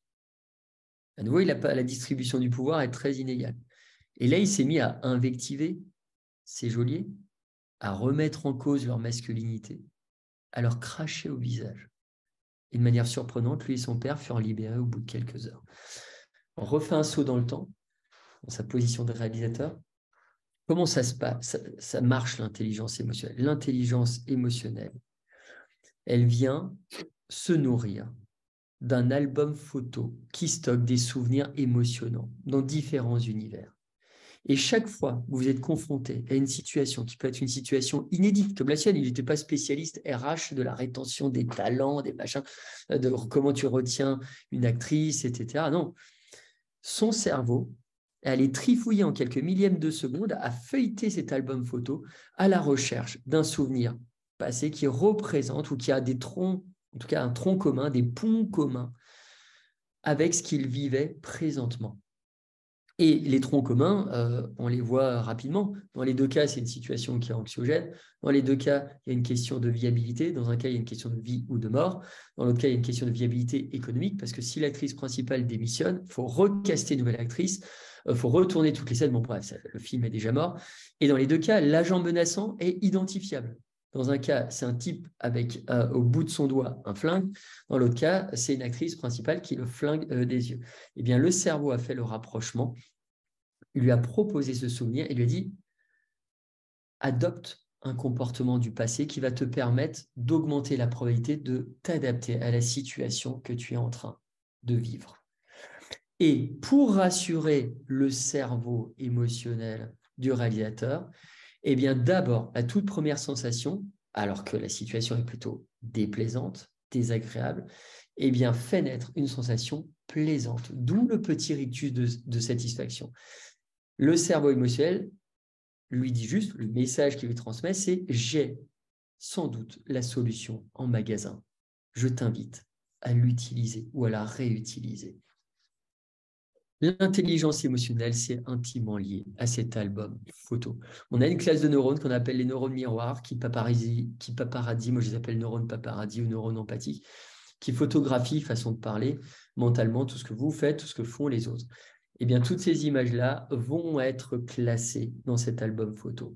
Et plus le souvenir est émotionnel, plus la netteté de l'image sera grande et sera facilement mobilisable, même des années après, par le cerveau de l'individu, entre guillemets, émotionnellement intelligent. Donc ça, c'est quelque chose de supra-important, c'est de chercher, et les céréales chanceux doués de cette intelligence-là, ou qui l'ont travaillé, parce que ça se travaille tout ça, je vais le dire dans quelques instants, ont cherché à épaissir cet album photo. Ce n'est pas une question d'âge, ce n'est pas parce que tu as un certain âge que tu as 60 ans passés, que tu es subitement un sage ou que tu es émotionnellement intelligent. Non, il y a des gens de 25 ans qui ont vécu tellement de choses, qui sont sortis tellement de fois de leur zone de confort, que les neurones miroirs se sont agités de partout, ont photographié tellement de souvenirs photo-mentaux à répertorier dans l'album photo que cet album photo était très épais. Et donc, ils ont à disposition, chaque fois qu'il y a un coup dur dans la vie, eh bien, peut-être un souvenir, souvenir mental qui peut être mobilisable et qui peut suggérer d'adopter tel ou tel type de comportement. Donc ça, c'est quelque chose d'important. Quand on veut développer son intelligence émotionnelle, on fait ça. On sait aujourd'hui, grâce à tout un tas d'outils supra-sophistiqués, comment, en fait, on en arrive à raisonner à partir d'une émotion. Là, je le fais très simple. mais vous avez plein de zones du cerveau qui s'activent, plein de parties, ça peut être les ganglions de la base, vous avez les organes sensoriels qui vont être mobilisés, vous avez l'amygdale limbique. Alors ne croyez pas ce que vous voyez des fois sur le net, moi je suis sidéré, même des fois quand je vois il y a certains psychologues dans des conférences, quand on parle d'amygdale, on parle de vos amygdales, des angines d'enfants. Bon, bref, c'est une structure ancestrale en forme d'amande que vous retrouvez dans votre cerveau. Et où là, on va la considérer comme la zone d'induction en fait, émotionnelle. Quand vous ressentez une peur très très forte, elle va s'exciter, elle va se réchauffer, et donc derrière, elle va aller mobiliser tout un tas d'autres zones du cerveau, notamment aussi les zones mémorielles, et va s'établir en fait une sorte de ping-pong. Donc là, je simplifie au maximum, avec une zone qui est juste située derrière votre front, d'où son nom, hein, cortex préfrontal. Il y a d'autres zones préfrontales qui s'activent aussi dans ces moments-là, et qui vont, entre guillemets, chercher à vérifier si l'excitation émotionnelle est valable ou pas. Est-ce qu'on s'excite pour de vrai ou pas? Et il se trouve que quand on s'excite pour de faux, imaginez, vous croyez voir un serpent à 5 mètres sur un chemin, un sentier de randonnée, et qu'en faisant un pas de plus, vous voyez finalement un simple boyau de pneus, et bien là, cette zone, cette structure cérébrale va produire tout un tas d'activités de neurones calmants pour désexciter l'amygdale limbique, pour refroidir tout simplement la machine. L'intelligence émotionnelle, c'est une sorte de ping-pong entre ces zones que vous voyez, violette, bleu, constant. Et ces circuits neuronaux peuvent d'ailleurs se développer, je vais l'expliquer dans quelques instants, mais juste avant, il y a une étude intéressante qui montrait que chez des tueurs en série notamment, eh bien, cette zone-là était peu activée et laissait place à l'émotion brute qui pouvait amener à certains actes, etc. On peut travailler là-dessus, c'est une des plus grandes découvertes en neurosciences sociales, et elle a un nom, c'est la plasticité cérébrale ou neurogénèse. Et il se trouve que le parrain du dernier bouquin, c'est Pierre-Marie Lédo, que certains d'entre vous doivent connaître, qui est un neurobiologiste qui bosse à l'Institut Pasteur. Et moi, j'aimerais qu'on lui décerne un prix Nobel de médecine dans les années à venir. Peut-être que ça se produira, parce qu'avec ses équipes, ils ont fait des découvertes extraordinaires. Et il se trouve que la plasticité cérébrale, c'est la capacité à produire de nouveaux neurones. Et ce n'est pas figé à la fin de notre adolescence. Ce n'est pas figé au début du stade adulte. Il a réussi à démontrer avec ses équipes qu'on pouvait créer de nouveaux circuits neuronaux, renforcer ces circuits-là. Et vous avez des articles assez intéressants sur la plasticité émotionnelle qui vous montrent qu'en travaillant ces compétences émotionnelles, on peut augmenter son score d'intelligence émotionnelle et donc arriver à finalement tout un tas de bienfaits que j'avais évoqués précédemment. Simplement, pour en arriver là, il faut respecter ces conditions. Je le fais très rapidement. Continuer à apprendre, ne pas être figé dans la routine. Je suis en train d'écrire mon prochain livre sur l'impact négatif de la routine, entre autres. Avoir une vie sociale active. On revient à ce que je disais précédemment sur l'investissement affectif qu'on peut avoir vis-à-vis d'autrui. Ne pas consommer trop de psychotropes et de manière régulière, alcool, cocaïne, etc. Éviter la sédentarité, pratiquer une activité physique. Ne pas être soumis au stress. Alors ça, c'est plus compliqué, même le stress sonore. Mais en tout cas, trouver des espèces de bulles qui nous permettent aussi à un moment de calmer un peu le cerveau. D'ailleurs, des études et des méta-analyses publiées dans des top revues académiques et qui montrent que quand tu passes quelques temps, ça peut être plusieurs dizaines de minutes, à faire des bains de forêt, à se retrouver au contact de la nature, ou même à traverser un parc dans une ville, tu as tout un tas d'activités chimiques qui se produisent dans le cerveau, dans le corps humain. C'est quasi un anxiolytique naturel. Moi, je compare souvent notre interaction avec l'environnement comme un peu, je ne sais pas si vous vous souvenez de ce livre de Stephen King, adapté au cinéma par Steven Spielberg, et qui s'appelle La ligne verte. Et dans La ligne verte, vous avez un moment un personnage interprété par un géant acteur américain noir, et qui, chaque fois que quelqu'un venait le voir avec des problèmes, était capable d'absorber ce problème et de le transformer et de l'évacuer. Et donc, il ôtait le problème à la personne. La nature a exactement ce même pouvoir, à la John Coffey, c'est le nom du personnage, d'émosynthèse. On parle beaucoup de la photosynthèse, la transformation du CO2 en machin. mais il y a aussi l'hémosynthèse. Au contact de la nature, on fait baisser la pression artérielle, on fait baisser les points d'angoisse, les points de colère. Il y a une incidence sur la production d'ocytocine. Enfin bon, bref, on produit d'ailleurs beaucoup plus de cellules K, ces fameuses cellules tueuses. Alors, je ne suis pas en train de vous dire que vous allez soigner une maladie grave comme ça, mais en tout cas, vous produisez plus de cellules K. Vous allez booster votre système immunitaire, etc. En faisant ça. Donc ça, c'est quelque chose d'assez important. Et il se trouve que, eh bien, ce qui est assez intéressant quand je vous parle de stress et d'environnement stressant, il se trouve que des résultats assez récents vous montrent que lorsque vous produisez des nouveaux neurones, mais que vous le faites ou que ça se produit dans le cerveau de quelqu'un qui est hyper stressé, ces neurones-là que vous voyez sur cette image-là, prenez l'image du haut, eh bien, chez la personne stressée, eh bien, vont avoir une encre. Et cette encre va empêcher le neurone d'atteindre sa cible et de circuler librement dans les différents circuits. Alors que le neurone du bas, que vous voyez, ce nouveau neurone, a été produit dans l'alchimie de quelqu'un qui ressent plutôt du bien-être, qui est plutôt bien dans ses baskets, qui n'est pas en situation d'hyperstress. Eh bien, ce neurone peut atteindre sa cible, peut voyager naturellement et il peut permettre de contribuer au renforcement de certains circuits neuronaux et notamment de certains directement impliqués dans les processus dits émotionnellement intelligents. Si 3 des conditions que j'ai évoquées précédemment et que Pierre-Marie Liédot évoque dans ses travaux manquent, la neurogénèse, autrement dit la production de nouveaux neurones, ne fonctionne pas. Donc là, il y a vraiment une hygiène de vie à respecter. L'intelligence émotionnelle, je vais aller très rapidement parce que j'ai encore plein de choses à vous montrer, ça ne se passe pas que dans la tête. Aujourd'hui, les chercheurs redéfinissent le territoire de l'intelligence émotionnelle.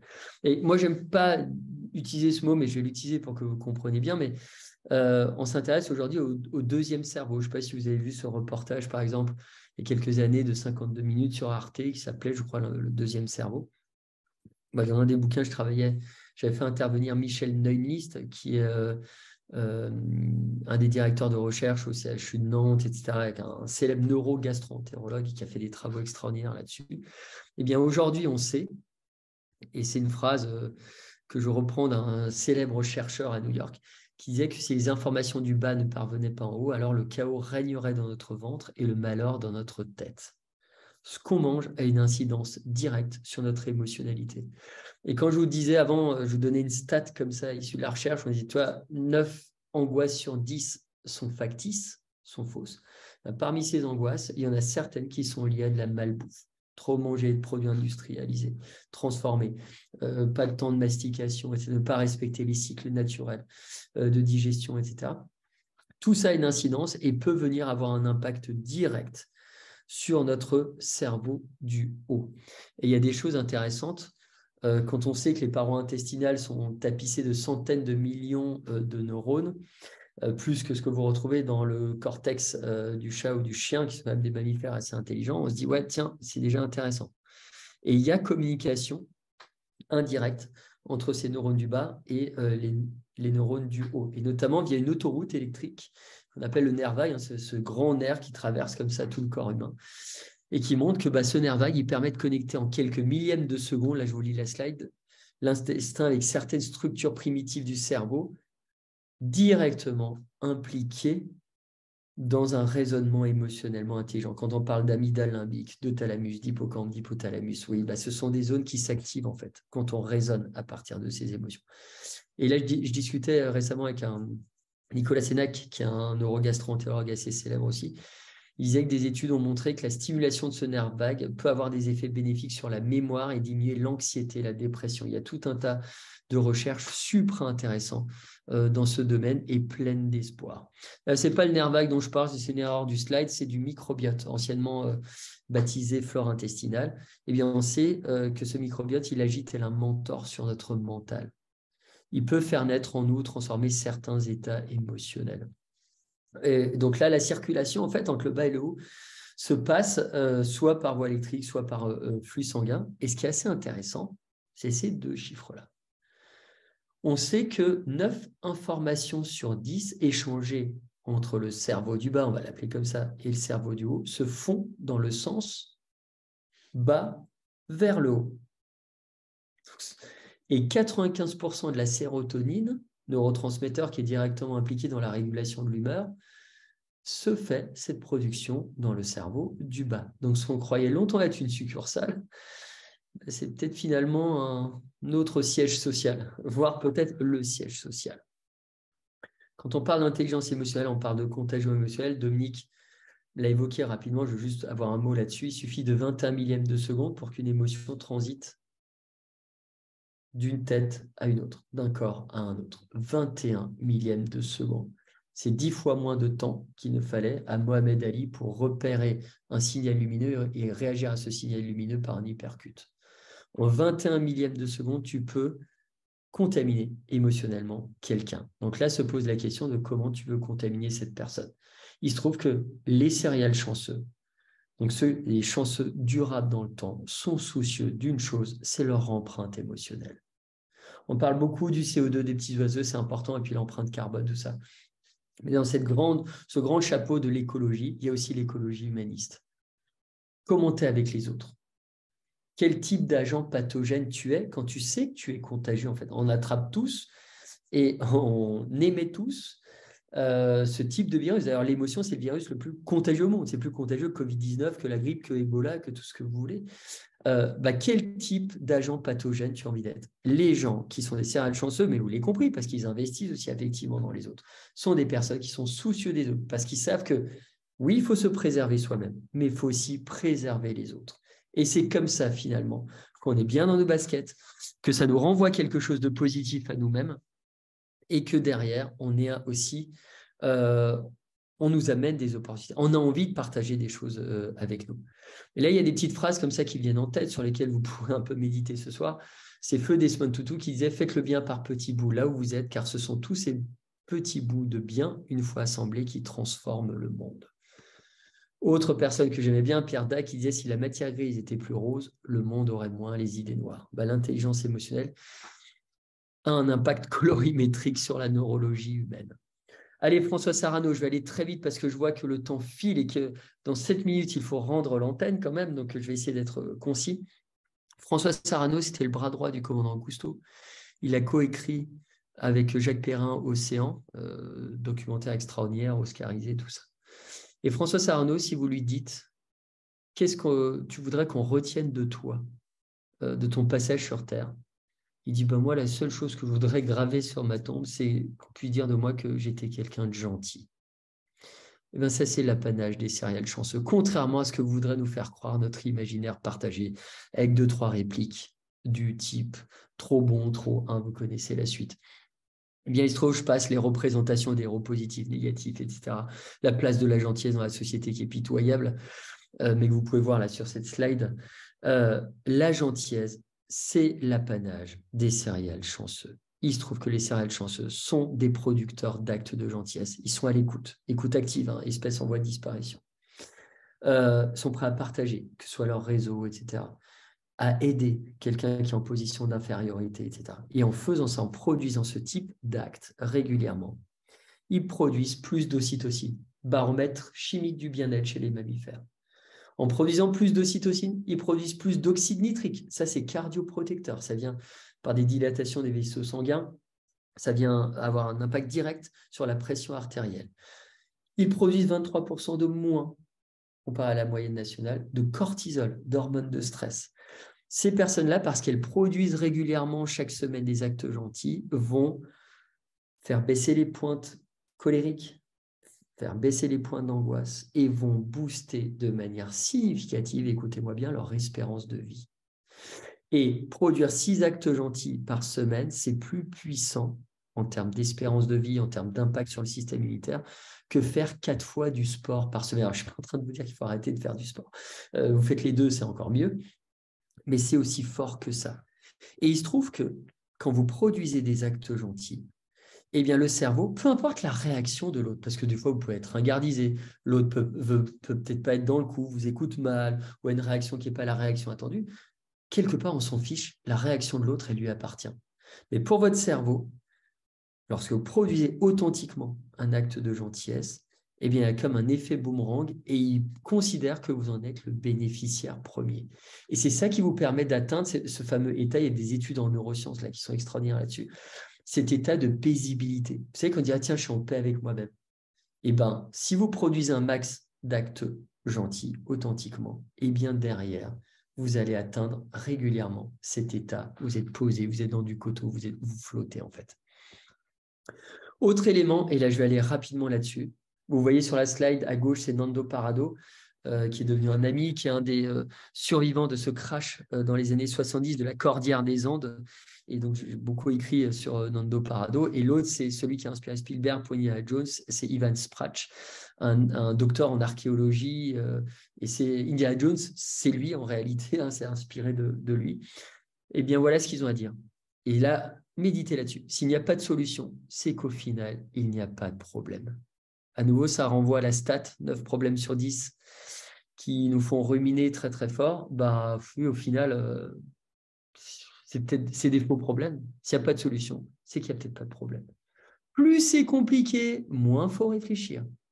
Il y a des études extraordinaires en neurosciences qui vous montrent que lorsqu'en plus c'est des décisions en jeu, que ce soit une reconversion professionnelle, question de santé, où est-ce que je vais placer mon gamin, dans quel lycée, dans quel collège, est-ce que je reste avec la personne avec qui je suis, sur des problèmes de cœur, enfin peu importe, un investissement immobilier, est-ce que je fais pas, etc. Eh bien, plus c'est compliqué, moins il faut réfléchir. Parce que plus vous réfléchissez, plus vous vous éloignez de vos préférences et de vos émotions premières. Et plus vous maturez la réflexion dans le monde dans lequel on vit, plus vous augmentez la probabilité, plus tard, lorsque vous apporterez une réponse à une question ou un problème qui s'est posé 2-3 semaines avant ou 2-3 mois avant, eh bien, vous allez avoir cette réponse qui va être inadaptée parce que votre problème, il aura eu le temps, comme le Covid, oui, je continue à dire le Covid, hein, parce que j'en ai marre qu'on féminise à peu près toutes les catastrophes. Regardez le nom des tempêtes. Il aurait eu le temps de muter plein de fois. Et la solution que vous allez apporter, elle va agir comme, voilà, comme du téflon. En fait, ça va glisser sur le problème qui va continuer à évoluer. Le bon coup de pagaie, il y a 3 catégories d'individus. Dominique, tu me dis, est-ce que je peux avoir 5 minutes en rab ou pas? C'est possible? Oui, tout à fait, oui. Ah, ben c'est très gentil de ta part. Je Ouais. suis à la conclusion, je vous rassure. Mais j'ai juste 5 minutes parce que j'ai vraiment encore. Je vais finir par quelqu'un qui compte beaucoup pour moi. Et après, que Christophe, si vous voulez bien, peut-être qu'il y aura quelques questions dans la salle. Avec grand plaisir. Avec grand plaisir. Le bon coup de pagaie, ça, c'est une discussion que j'ai eue un jour avec un chef d'entreprise, Thierry Boiran, en l'occurrence, des laboratoires du même nom. Et qui me disait, mais en fait, moi, dans la vie, voilà, avec toutes les expériences que j'ai vécues en Inde, en Amérique du Nord, machin, je considère qu'il y a 3 catégories d'individus. On est tous des kayakistes. On évolue tous sur une rivière. Cette rivière, c'est la vie, en fait, avec un courant, le courant de notre époque, etc. Les contraintes de notre époque. Et il dit, bah, il y a 2 catégories. Il y a la première catégorie, c'est les personnes, bah, eux, ils vont mettre comme ça la pagaie en haut et ils vont dire, allez, je me laisse guider par le courant. Bah, ces personnes, vous comprenez bien qu'elles peuvent difficilement être en cohérence avec elles-mêmes. Vous vous souvenez, hein, la chance, c'est le résultat d'une cohérence parfaite avec soi-même quand on est en résonance émotionnelle. Bah, ces personnes, elles se laissent téléguider, elles passent à côté de leurs préférences, bon, et elles sont plutôt mécontentes de leur vie. Et il y a peu d'opportunités qui sont aimantées. Deuxième catégorie d'individus, c'est ceux qui disent, ah, je suis né dans le mauvais siècle, dans le mauvais machin, je suis toujours ronchon, etc. Bah, ces personnes-là vont vouloir systématiquement pagayer à contre-courant. Bah, ça, c'est extrêmement énergivore et au bout d'un moment, elles se fatiguent. Et elles finissent dans le même état que les personnes de la catégorie numéro 1, de fatigue, on lève la baguette et derrière, on se laisse traîner par le courant. Puis vous avez une 3e catégorie d'individus. Et là, on peut même placer les céréales chanceux. Ces personnes-là vont se dire, OK, il y a ce courant, il est comme ça, il est plus fort que moi, c'est le courant de la vie. OK, voilà la largeur de la rivière, il y a tel et tel obstacle, voilà, dans notre siècle, il y a peut-être un nouveau rocher qui est apparu ici et là, etc. Ces personnes-là donnent juste un petit coup de paillet à gauche, à droite. Et ce qui leur permet d'éviter 2-3 choses, et en même temps, à un moment de se rapprocher de leurs préférences, de pouvoir à un moment être aligné avec elles-mêmes. Et juste sur quelques coups de pagaie, qui sont des comportements de vie qui sont adaptés à des situations bien réelles. Théorème du homard. Je crois qu'on est dans une société, on est assisté sur trop de choses. On est trop dans une société de confort. On a une application pour à peu près tout. On peut commander aussi bien une pizza que peut-être l'âme sœur. Notre cerveau, on le décharge de sa fonction première. Le cerveau, quand même, c'est un organe qui est conçu à la base pour s'adapter, pour traiter des choses inattendues, inédites, etc. Et là, on essaie de lui pré-mâcher tout un tas de choses. Il y a tout un tas d'autres choses comme des satellites autour de lui. Et à force de moins travailler, d'être sous-exploité, eh bien, il perd en temps de réactivité, il perd en agilité, etc. Bref, théorème du homard, c'est quoi? Le homard, c'est finalement ce roi des crustacés, s'il fallait le résumer, c'est une carapace rigide qui loge un corps mou. Et ce corps mou, au fil des minutes, au fil des heures, au fil des semaines, au fil des mois, eh bien, il va grandir. Si bien qu'arrivé à un certain point, eh bien, cette carapace qui était très sécuritaire, qui nous protégeait d'un environnement hostile, etc., enfin qui protégeait le homard, devient une espèce de prison dorée. Et pour continuer à évoluer, continuer à se développer, le homard est obligé, au prix d'un effort, autre espèce en voie de disparition, eh bien, de se contorsionner en V, de fendre cet exosquelette en deux. Et derrière, il renaît quasi de ses cendres avec une nouvelle carapace en formation, mieux adaptée à sa nouvelle morphologie et qui va se rigidifier avec le temps et qui va lui amener à nouveau de la sécurité, etc. Mais si on ne fait pas ça, derrière, on cesse de développer. Le surconfort est une barrière extraordinairement puissante, épaisse, à son propre développement personnel. Donc les céréales chanceux sont aussi des personnes qui vont aller, notamment pour développer leur album photo de souvenirs émotionnants qui peuvent être utiles à tout moment, eh bien, vont s'essayer dans des zones qui ne sont pas des zones de supra-confort. Covid, ça peut être une chance qui nous est offerte de valider notre vraie idée. Moi, je suis un optimiste. On a, avec mes collègues, moi, je bosse avec beaucoup de psychologues, de docteurs en psycho dans mes équipes, etc. On fait pas mal de travaux de recherche, etc. Et leur cabinet, à un moment, était bombardé de demandes pendant le Covid. Mais parmi ces demandes, il y a aussi des gens qui disaient, à un moment, j'ai gagné en lucidité de moi. Lorsqu'on est quelquefois retranché dans les cordes du ring, tel un boxeur qui se prend plein de coups, c'est là où on peut avoir une lucidité de soi, de dire, tiens, voilà ce que je dois garder, voilà ce que je dois peut-être abandonner. Les céréales chanceux sont capables de relativiser. Quand on a le nez dans le guidon, on a du mal à se dire, on est fixé comme ça, englué à nos problèmes nous collent comme un vieux chewing-gum sur nos basques, on a du mal à les ôter. Mais quelquefois, il suffit de prendre un petit peu de hauteur. Et ça, c'est, si vous voulez, on parlait à la fois, je vous parle d'éléments neuroscientifiques, psychologiques, mais aussi des aspects philosophiques. Toutes les discussions que j'ai pu avoir avec des mathématiciens célèbres, des médaillés Fields, des astrophysiciens, à un moment, j'ai failli, il y a Stephen Hawking qui avait failli préfacer un de mes bouquins, mais il était rentré dans une phase compliquée de sa maladie. Toutes les discussions que j'ai eues avec ces personnes me font dire que, en fait, on a une chance extraordinaire d'être qui on est, d'être des bipèdes capables de s'émouvoir, de socialiser, d'échanger des idées, de vivre, de plein de choses. Le loto, tout ça, on s'en fiche en vrai. On est les grands gagnants, en fait, d'un espèce de loto de l'existence. Prenez la graine de la vie, vous rembobinez le fil de la vie, vous placez la graine à l'endroit où voilà, tout a commencé, vous reconstituez à l'identique les conditions, la probabilité est juste extraordinaire que jamais l'espèce humaine n'apparaisse sur Terre, en fait. Donc, quand on prend conscience de ça, et c'est ce que font, c'est un examen de conscience pratiqué par les céréales chanceux, on relativise tout un tas de problèmes finalement mineurs qui s'invitent dans notre quotidien. Et je vais finir, promis, par ce personnage qui s'appelle Damien Meurice et qui est quelqu'un que j'aime beaucoup, j'ouvre d'ailleurs le livre La provoque ta chance avec lui. Et il se trouve que Damien Meurice, il y a 2 dates qui le caractérisent. 13 novembre 2015, il est dans la fosse du Bataclan. Il se retrouve sous des corps de gens assassinés en fait par les terroristes. Et il s'en sort. 3 ans plus tard, un 11 septembre, alors là, vous voyez, malheureux hasard, 2018, il rentre d'une répétition avec son groupe de rock, c'est un musicien. Et il prend le volant de sa Titine, c'est comme ça qu'il appelle sa voiture, il rentre chez lui, c'est tard le soir, il est un peu fatigué, et là, blackout total, accident de la route. Sa voiture fait plusieurs tonneaux. Et il se réveille à l'hôpital, il est paralysé à vie des 2 jambes. Et Damien Meurice, vous voyez, c'est un truc très lourd en fait qui lui arrive. Eh bien, Damien Meurice, à ce moment-là, il se pose une question. Et cette question-là, sous cette forme que je vais vous présenter dans quelques instants, ou sous une autre forme, elle se pose naturellement aux serial chanceux, aux personnes capables de transformer le négatif en positif. Et je vais vous partager cette question. Cette question est la suivante. Qu'est-on prêt à perdre dans la vie? Et je vais vous partager la réponse de Damien Meurice. Lui m'avait dit, et quand j'en parle à chaque fois, et pourtant je donne plein de conférences et tout, et je peux vous assurer que j'ai les poils qui s'hérissent et ça provoque en moi beaucoup d'émotions. Il dit, moi, j'étais pas prêt à perdre mes 2 mains.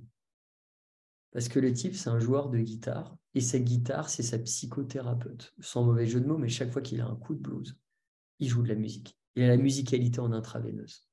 Il n'était pas prêt à perdre ça. Il dit, la tête, j'étais pas prêt à perdre la tête.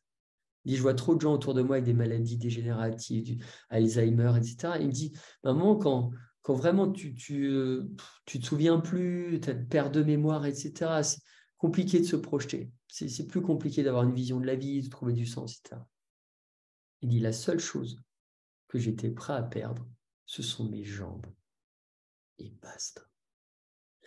Et c'est comme ça qu'il a digéré cet événement macro dans sa vie et qu'il a réussi rapidement à effectuer ce macro-deuil et qui continue à avancer. Et oui, il lui est arrivé plein de choses désagréables dans sa vie. Il s'est fendu plusieurs fois le crâne. Il a fait un enfant à quelqu'un qui était alcoolique, qui se droguait, etc. Bref, il y a eu plein de choses.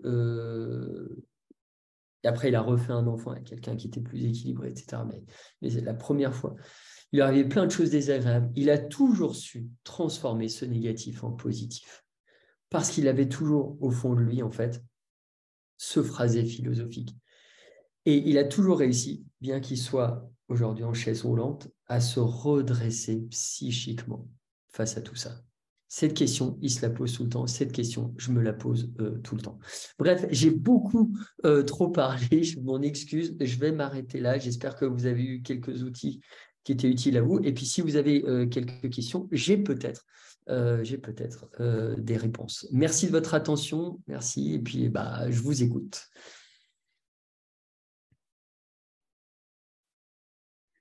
Merci beaucoup, Christophe, pour cet exposé très, très dense, très riche.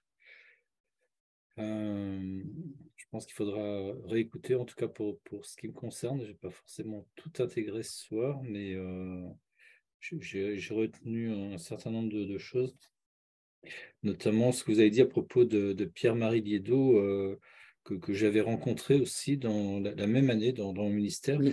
et sur effectivement cette neurogénèse, sur cette plasticité cérébrale, émotionnelle, la capacité effectivement qu'on a découvert récemment à créer de nouveaux neurones, de nouvelles connexions. Et ça, je trouve que ça donne beaucoup d'espoir.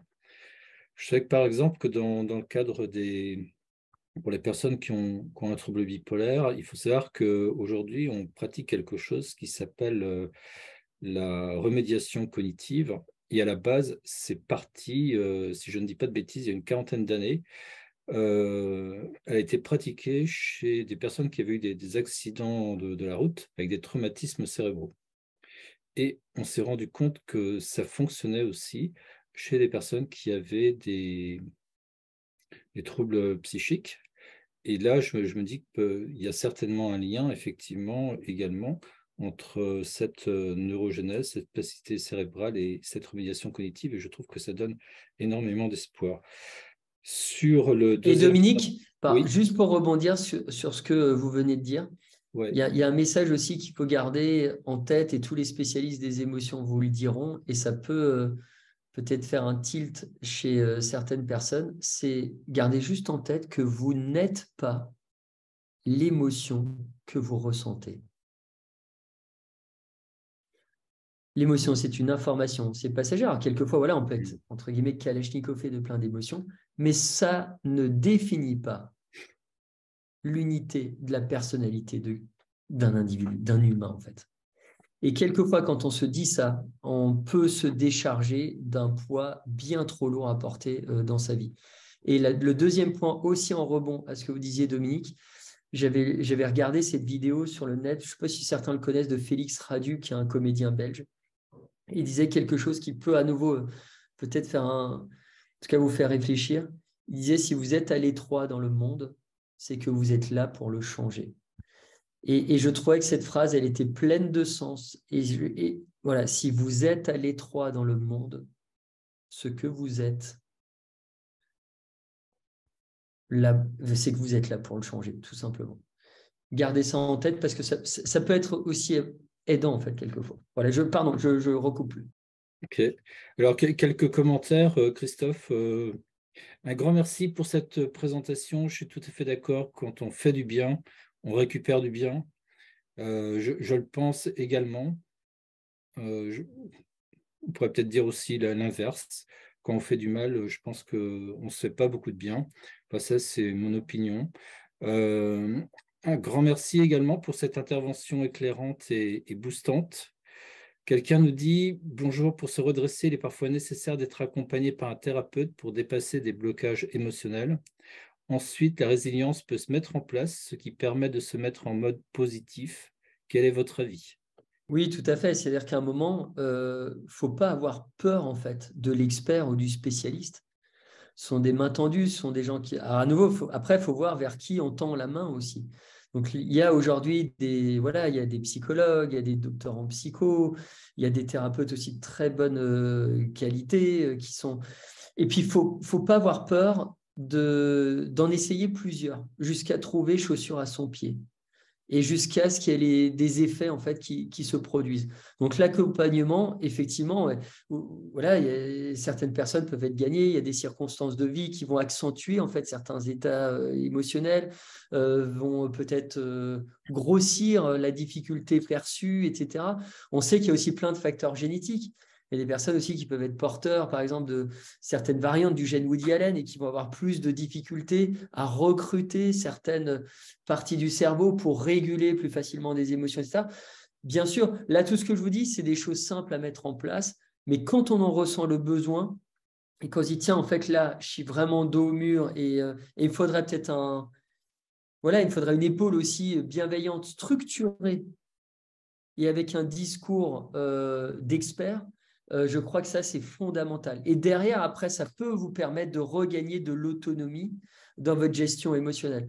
Mais moi, je considère qu'on ne le fait pas assez et où, quelquefois, des personnes le font, mais pas dans un objectif qui est le bon aussi. Donc voilà, il ne faut pas avoir peur de demander de l'aide parce qu'à un moment, ça permet de l'autonomie. Et on a aussi, nous, par exemple, créé une app qui est totalement gratuite. Il n'y a pas d'exploitation de base de données, il n'y a pas de marketing, il n'y a rien à vendre derrière. On l'a co-créé avec le docteur Moira Mikolasek, qui est une docteure en psycho de renommée mondiale qui a bossé notamment sur le burn-out parental, sur les émotions et qui est basée à Louvain, à l'Université catholique de Louvain. Et on a créé une app qui s'appelle Dr Mood, DR, plus loin Mood, M-O-O-D. C'est une application que vous pouvez retrouver sur iOS ou Android.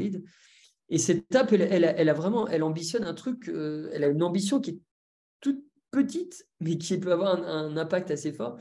C'est qu'on est dans un des pays où on a le plus de difficultés à mettre un mot sur ce qu'on ressent, à labelliser nos ressentis. Il y a plein de personnes parmi nous qui ont des difficultés à dire tiens, là, je ressens de la honte, de la jalousie, de la culpabilité, du mépris, de la colère, de la tristesse, de la frustration, de la sérénité, de la joie, de l'enthousiasme, de la surprise, etc. Bon, bref, plein de gens comme ça, de la gratitude, plein de gens n'arrivent pas à mettre un mot sur ce qu'elles ressentent. Et ça, c'est problématique parce que quand vous allez voir un médecin, le médecin, à la base, il faut qu'il puisse poser un diagnostic précis pour derrière pouvoir vous prescrire une ordonnance. Si le diagnostic n'est pas précis, comment voulez-vous derrière que l'ordonnance soit effective? Eh bien, c'est la même chose pour les émotions. Quand on veut commencer à travailler sur ces émotions, la première des étapes, c'est mettre un mot sur ce qu'on ressent. Comprendre pourquoi on ressent ça, quelle est la cause, quelles sont les conséquences positives, négatives à ressentir cette émotion sur soi-même. Et cette application, donc, non seulement permet à travers des questions d'ordre psychologique, et d'autres d'ordre physique et physiologique, de savoir ce qu'on ressent. Et derrière, d'apporter des outils. Ça peut être des exercices de respiration, ça peut être des lectures recommandées, etc., pour permettre d'apprivoiser un petit peu plus ces émotions qui sont encore pour beaucoup des espèces de bêtes sauvages qui ne nous écoutent pas, qui peuvent avoir un effet très déstabilisant. Ça, c'est aussi un outil. Voilà. Mais l'accompagnement, effectivement, moi, je trouve que c'est fondamental. Et nous, on a des tests d'intelligence émotionnelle. On a publié des travaux dans des belles revues académiques là-dessus pour valider ces outils. Et derrière, on forme des psychologues, des docteurs en psy, des thérapeutes pour faire de l'accompagnement aussi. Parce que quand vous avez un résultat, un profil émotionnel, ce qui est important derrière aussi, c'est d'expliquer aux gens ce qui se passe en termes de compétences, ce qui peut être renforcé, comment est-ce que ça peut être renforcé. Donc l'accompagnement, il est fondamental, et on voit aussi trop de personnes qui ne se font pas assez accompagner par des experts de qualité à nouveau et qui se pensent peut-être un peu plus fortes qu'elles ne le sont en réalité, en tout cas dans une phase de leur vie. Et quelquefois, voilà, on peut passer à côté de son sujet. Blandine, tu veux Oui, relayer? j'ai une question qui est arrivée sur le site et je vous la lis. Oui. Je me demande si quelqu'un qui se sent diminué par sa maladie lors d'épisodes dépressifs peut concevoir qu'il peut agir en positif, ou quelqu'un dans un épisode maniaque ne va-t-il pas surinvestir ses capacités, supposant qu'il a la baraka? Alors, c'est une question très intéressante, et c'est pour ça que je vais voir aussi des personnes qui ont vécu des choses atroces, en fait. Là, en ce moment, je vous donne une petite exclue, mais je suis en train de travailler avec quelqu'un qui a vécu pendant 18 ans dans le couloir de la mort. Il a été condamné à tort aux États-Unis d'un triple homicide, enfin bon, bref, quelque chose d'assez sombre. Il est sorti, etc. Même ces personnes-là qui ont vécu ça, quand je vous parle de Nando Parado, il a quand même dû manger des copains pour survivre, parce que la faune et la flore en pleine cordillère des Andes, là où l'avion s'était crashé, étaient peu nutritives. Donc ces personnes-là ont vécu des choses extrêmement compliquées, et elles ont toutes réussi à se redresser. Donc il y a un vrai message d'espoir, c'est-à-dire que comme lisez Boris Cyrulnik, écoutez ses conférences et d'autres, mais sur la résilience et ça, il y a quand même des potentiels de résilience qui sont forts. Après, effectivement, en suivant la phase qu'on est en train d'expérimenter, mettre en place peu à peu certaines choses qui nous correspondent, qui sont peut-être pas trop demandantes à ce moment-là de notre vie, mais pour peu à peu, à un moment, on se dit, attends, dans mon hygiène de vie, il y a des choses que je vais changer. Et les types de comportements que je vais modifier ou que je vais mettre en place. Là, j'ai donné certains éléments. C'est des choses qui, quelque part, quand vous y pensez, à nouveau, c'est très simple, en fait. C'est extrêmement simple. Ça ne va peut-être pas correspondre à tout le monde, mais picorez 2-3 choses. Comment c'est à les mettre en place? Soyez accompagnés derrière par des experts, psychologues, etc. Et on peut sortir, en fait. Il y a une sortie de tunnel au-delà même de certains facteurs génétiques.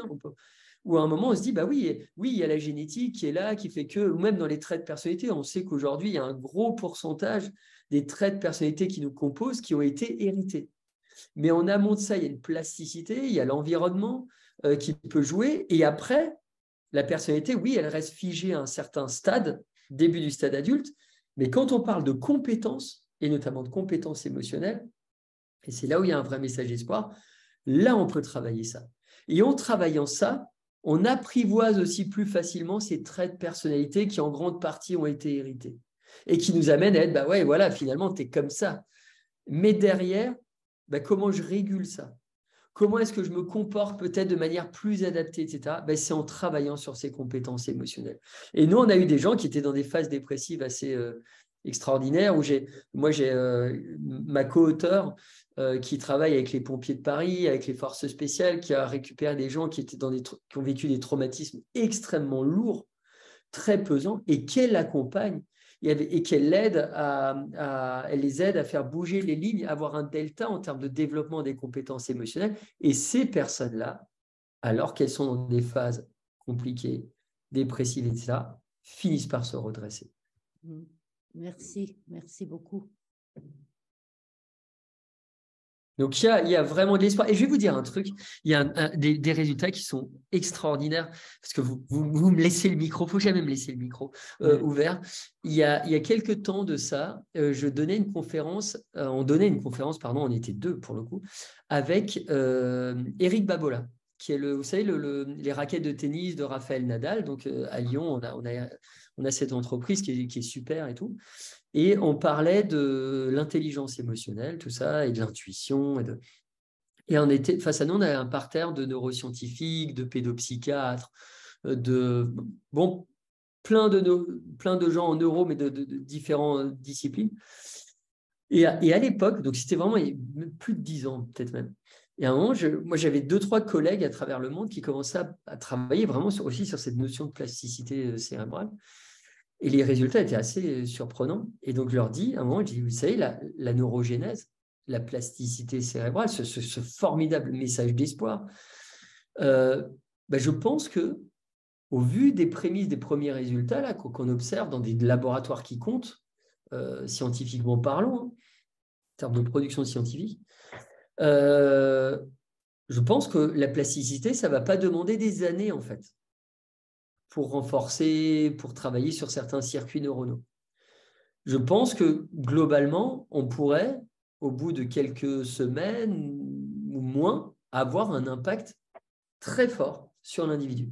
Et il se trouve que un des plus grands neuroscientifiques au monde, qu'on a la chance d'avoir à Lyon, qui s'appelle Lutz, et qui travaille avec Davidson, avec des très, très, très grands neuroscientifiques à travers le monde, et qui bosse notamment, vous en avez peut-être entendu parler, mais il travaille avec Mathieu Ricard, qui place sous IRM fonctionnel, et sur des moines bouddhistes, sur des militants, etc.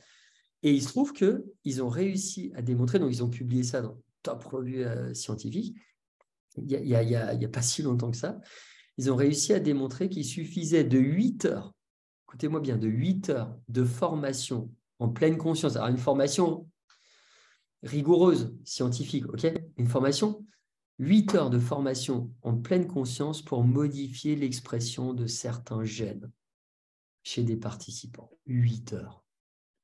On n'est pas sûr, il va te falloir 10 ans pour modifier quelque chose de très profond en toi.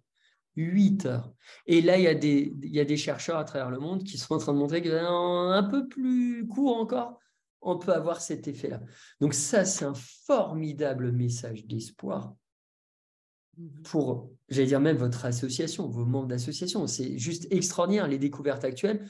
Ces découvertes sont en train d'être faites. Derrière, il y a les programmes qui sont en train d'être mis en place par des gens sérieux. Et on va arriver sur plein de troubles, sur plein de... à parvenir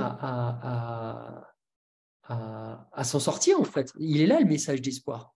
Il est là le vrai message d'espoir. Donc là, aujourd'hui, les découvertes, elles sont pleines d'espoir. Et je trouve ça formidable. D'accord, merci. Dominique ? Oui. Tu veux encore poser une question ? Alors, il y a un spectateur qui dit quelles ressources pour des personnes qui n'ont pas vécu de situation positive dans leur enfance sur lesquelles prendre appui, point d'interrogation, lors des épisodes traumatisants de leur vie. On est auteur, interprète, metteur en scène de notre vie. Notre vie, ce n'est pas juste la petite enfance, ce n'est pas juste l'adolescence, ce n'est pas juste le stade adulte, c'est un tout. Moi, je dis souvent, on a un CDD de vie sur cette petite boule bleue, même si le début de ce CDD a été gâché, ou on ne l'a pas eu dans des bonnes dispositions, parce que le background éducationnel fait que, ou parce que nos parents étaient ceci, cela, parce que machin, on peut continuer à créer. C'est-à-dire, tout ce que je vous dis là, nos neurones miroirs, etc., qui sont une classe particulière de neurones, où il y a des avancées extraordinaires en ce moment, des résultats de recherche vraiment fabuleux là-dessus. On peut à tout moment décider de créer en fait aussi ces moments heureux qui vont être de facto en fait stockés dans notre album photo. Donc même si vous avez un album photo tout fin, tout maigrichon, tout rikiki là, que vous l'avez eu pendant 20 premières années de vie, eh bien on peut rattraper ce temps-là, mais à nouveau, pour ça, il faut sortir un peu de sa zone de confort et il faut investir dans l'autre. Et quand vous avez cette attitude gentille, bienveillante, ça fait des fois un peu bisounours, mais aujourd'hui, d'un point de vue neuroscientifique, on voit l'effet extraordinairement significatif en fait sur le développement du cerveau humain, quoi.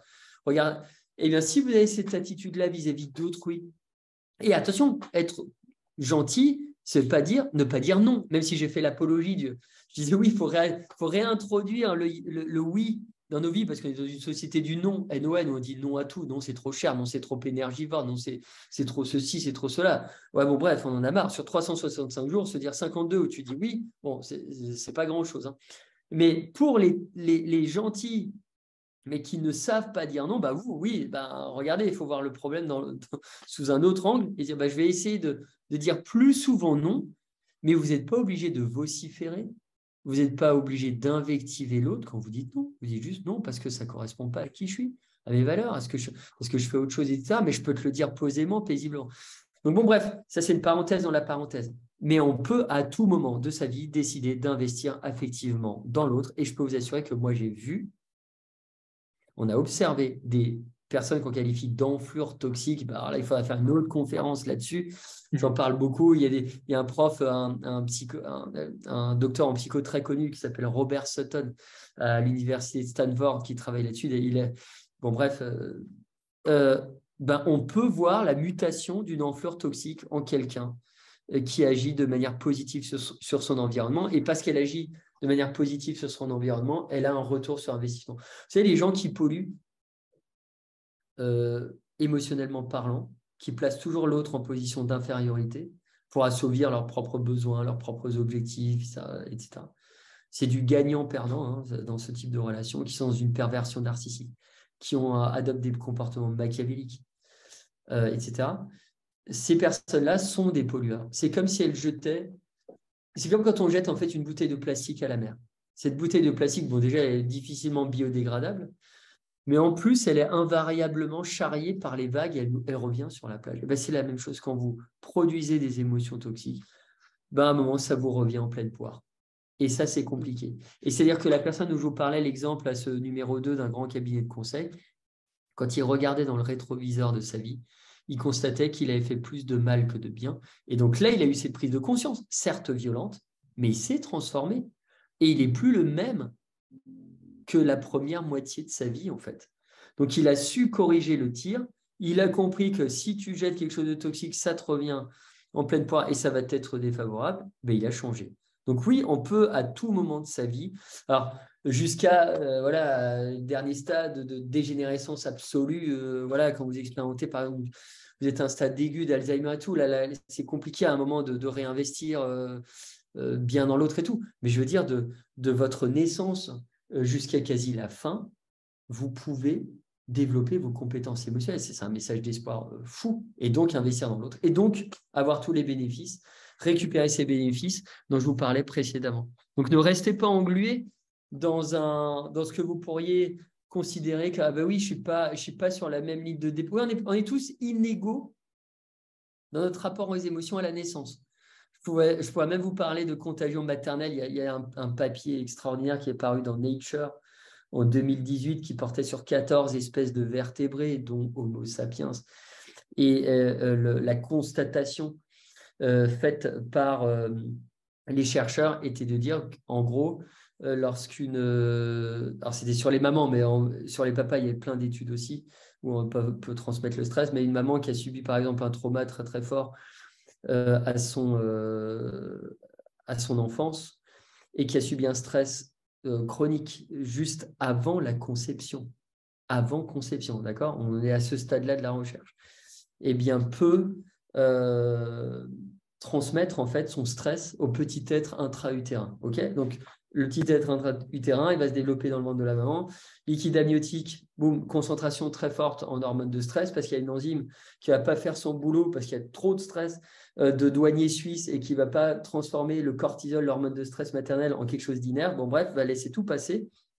Liquide amniotique chargé en substances chimiques liées à cet état émotionnel qu'est le stress, qui va avoir une incidence sur le développement corporel, cérébral et tout, ok, cette personne va naître plus stressée. Oui, ok, certes, elle va naître plus stressée. Mais derrière, elle a toute une vie pour rectifier le tir, en fait. Et d'autres vont être beaucoup moins stressés, vont avoir un rapport au stress beaucoup plus sain parce que la maman sera très cool, etc. Ou le papa, parce que le papa aussi. Il y a des études qui vous montrent que un papa très stressé voilà, qui va participer à la conception, eh bien, peut transmettre son stress via des modifications du génome des spermatozoïdes et que ça a une incidence aussi en fait sur les gamins. Mais ça, c'est OK, c'est un état, c'est comme ça, tu n'y peux rien. Mais après, tu as toute une vie où tu peux à un moment modifier tout ça.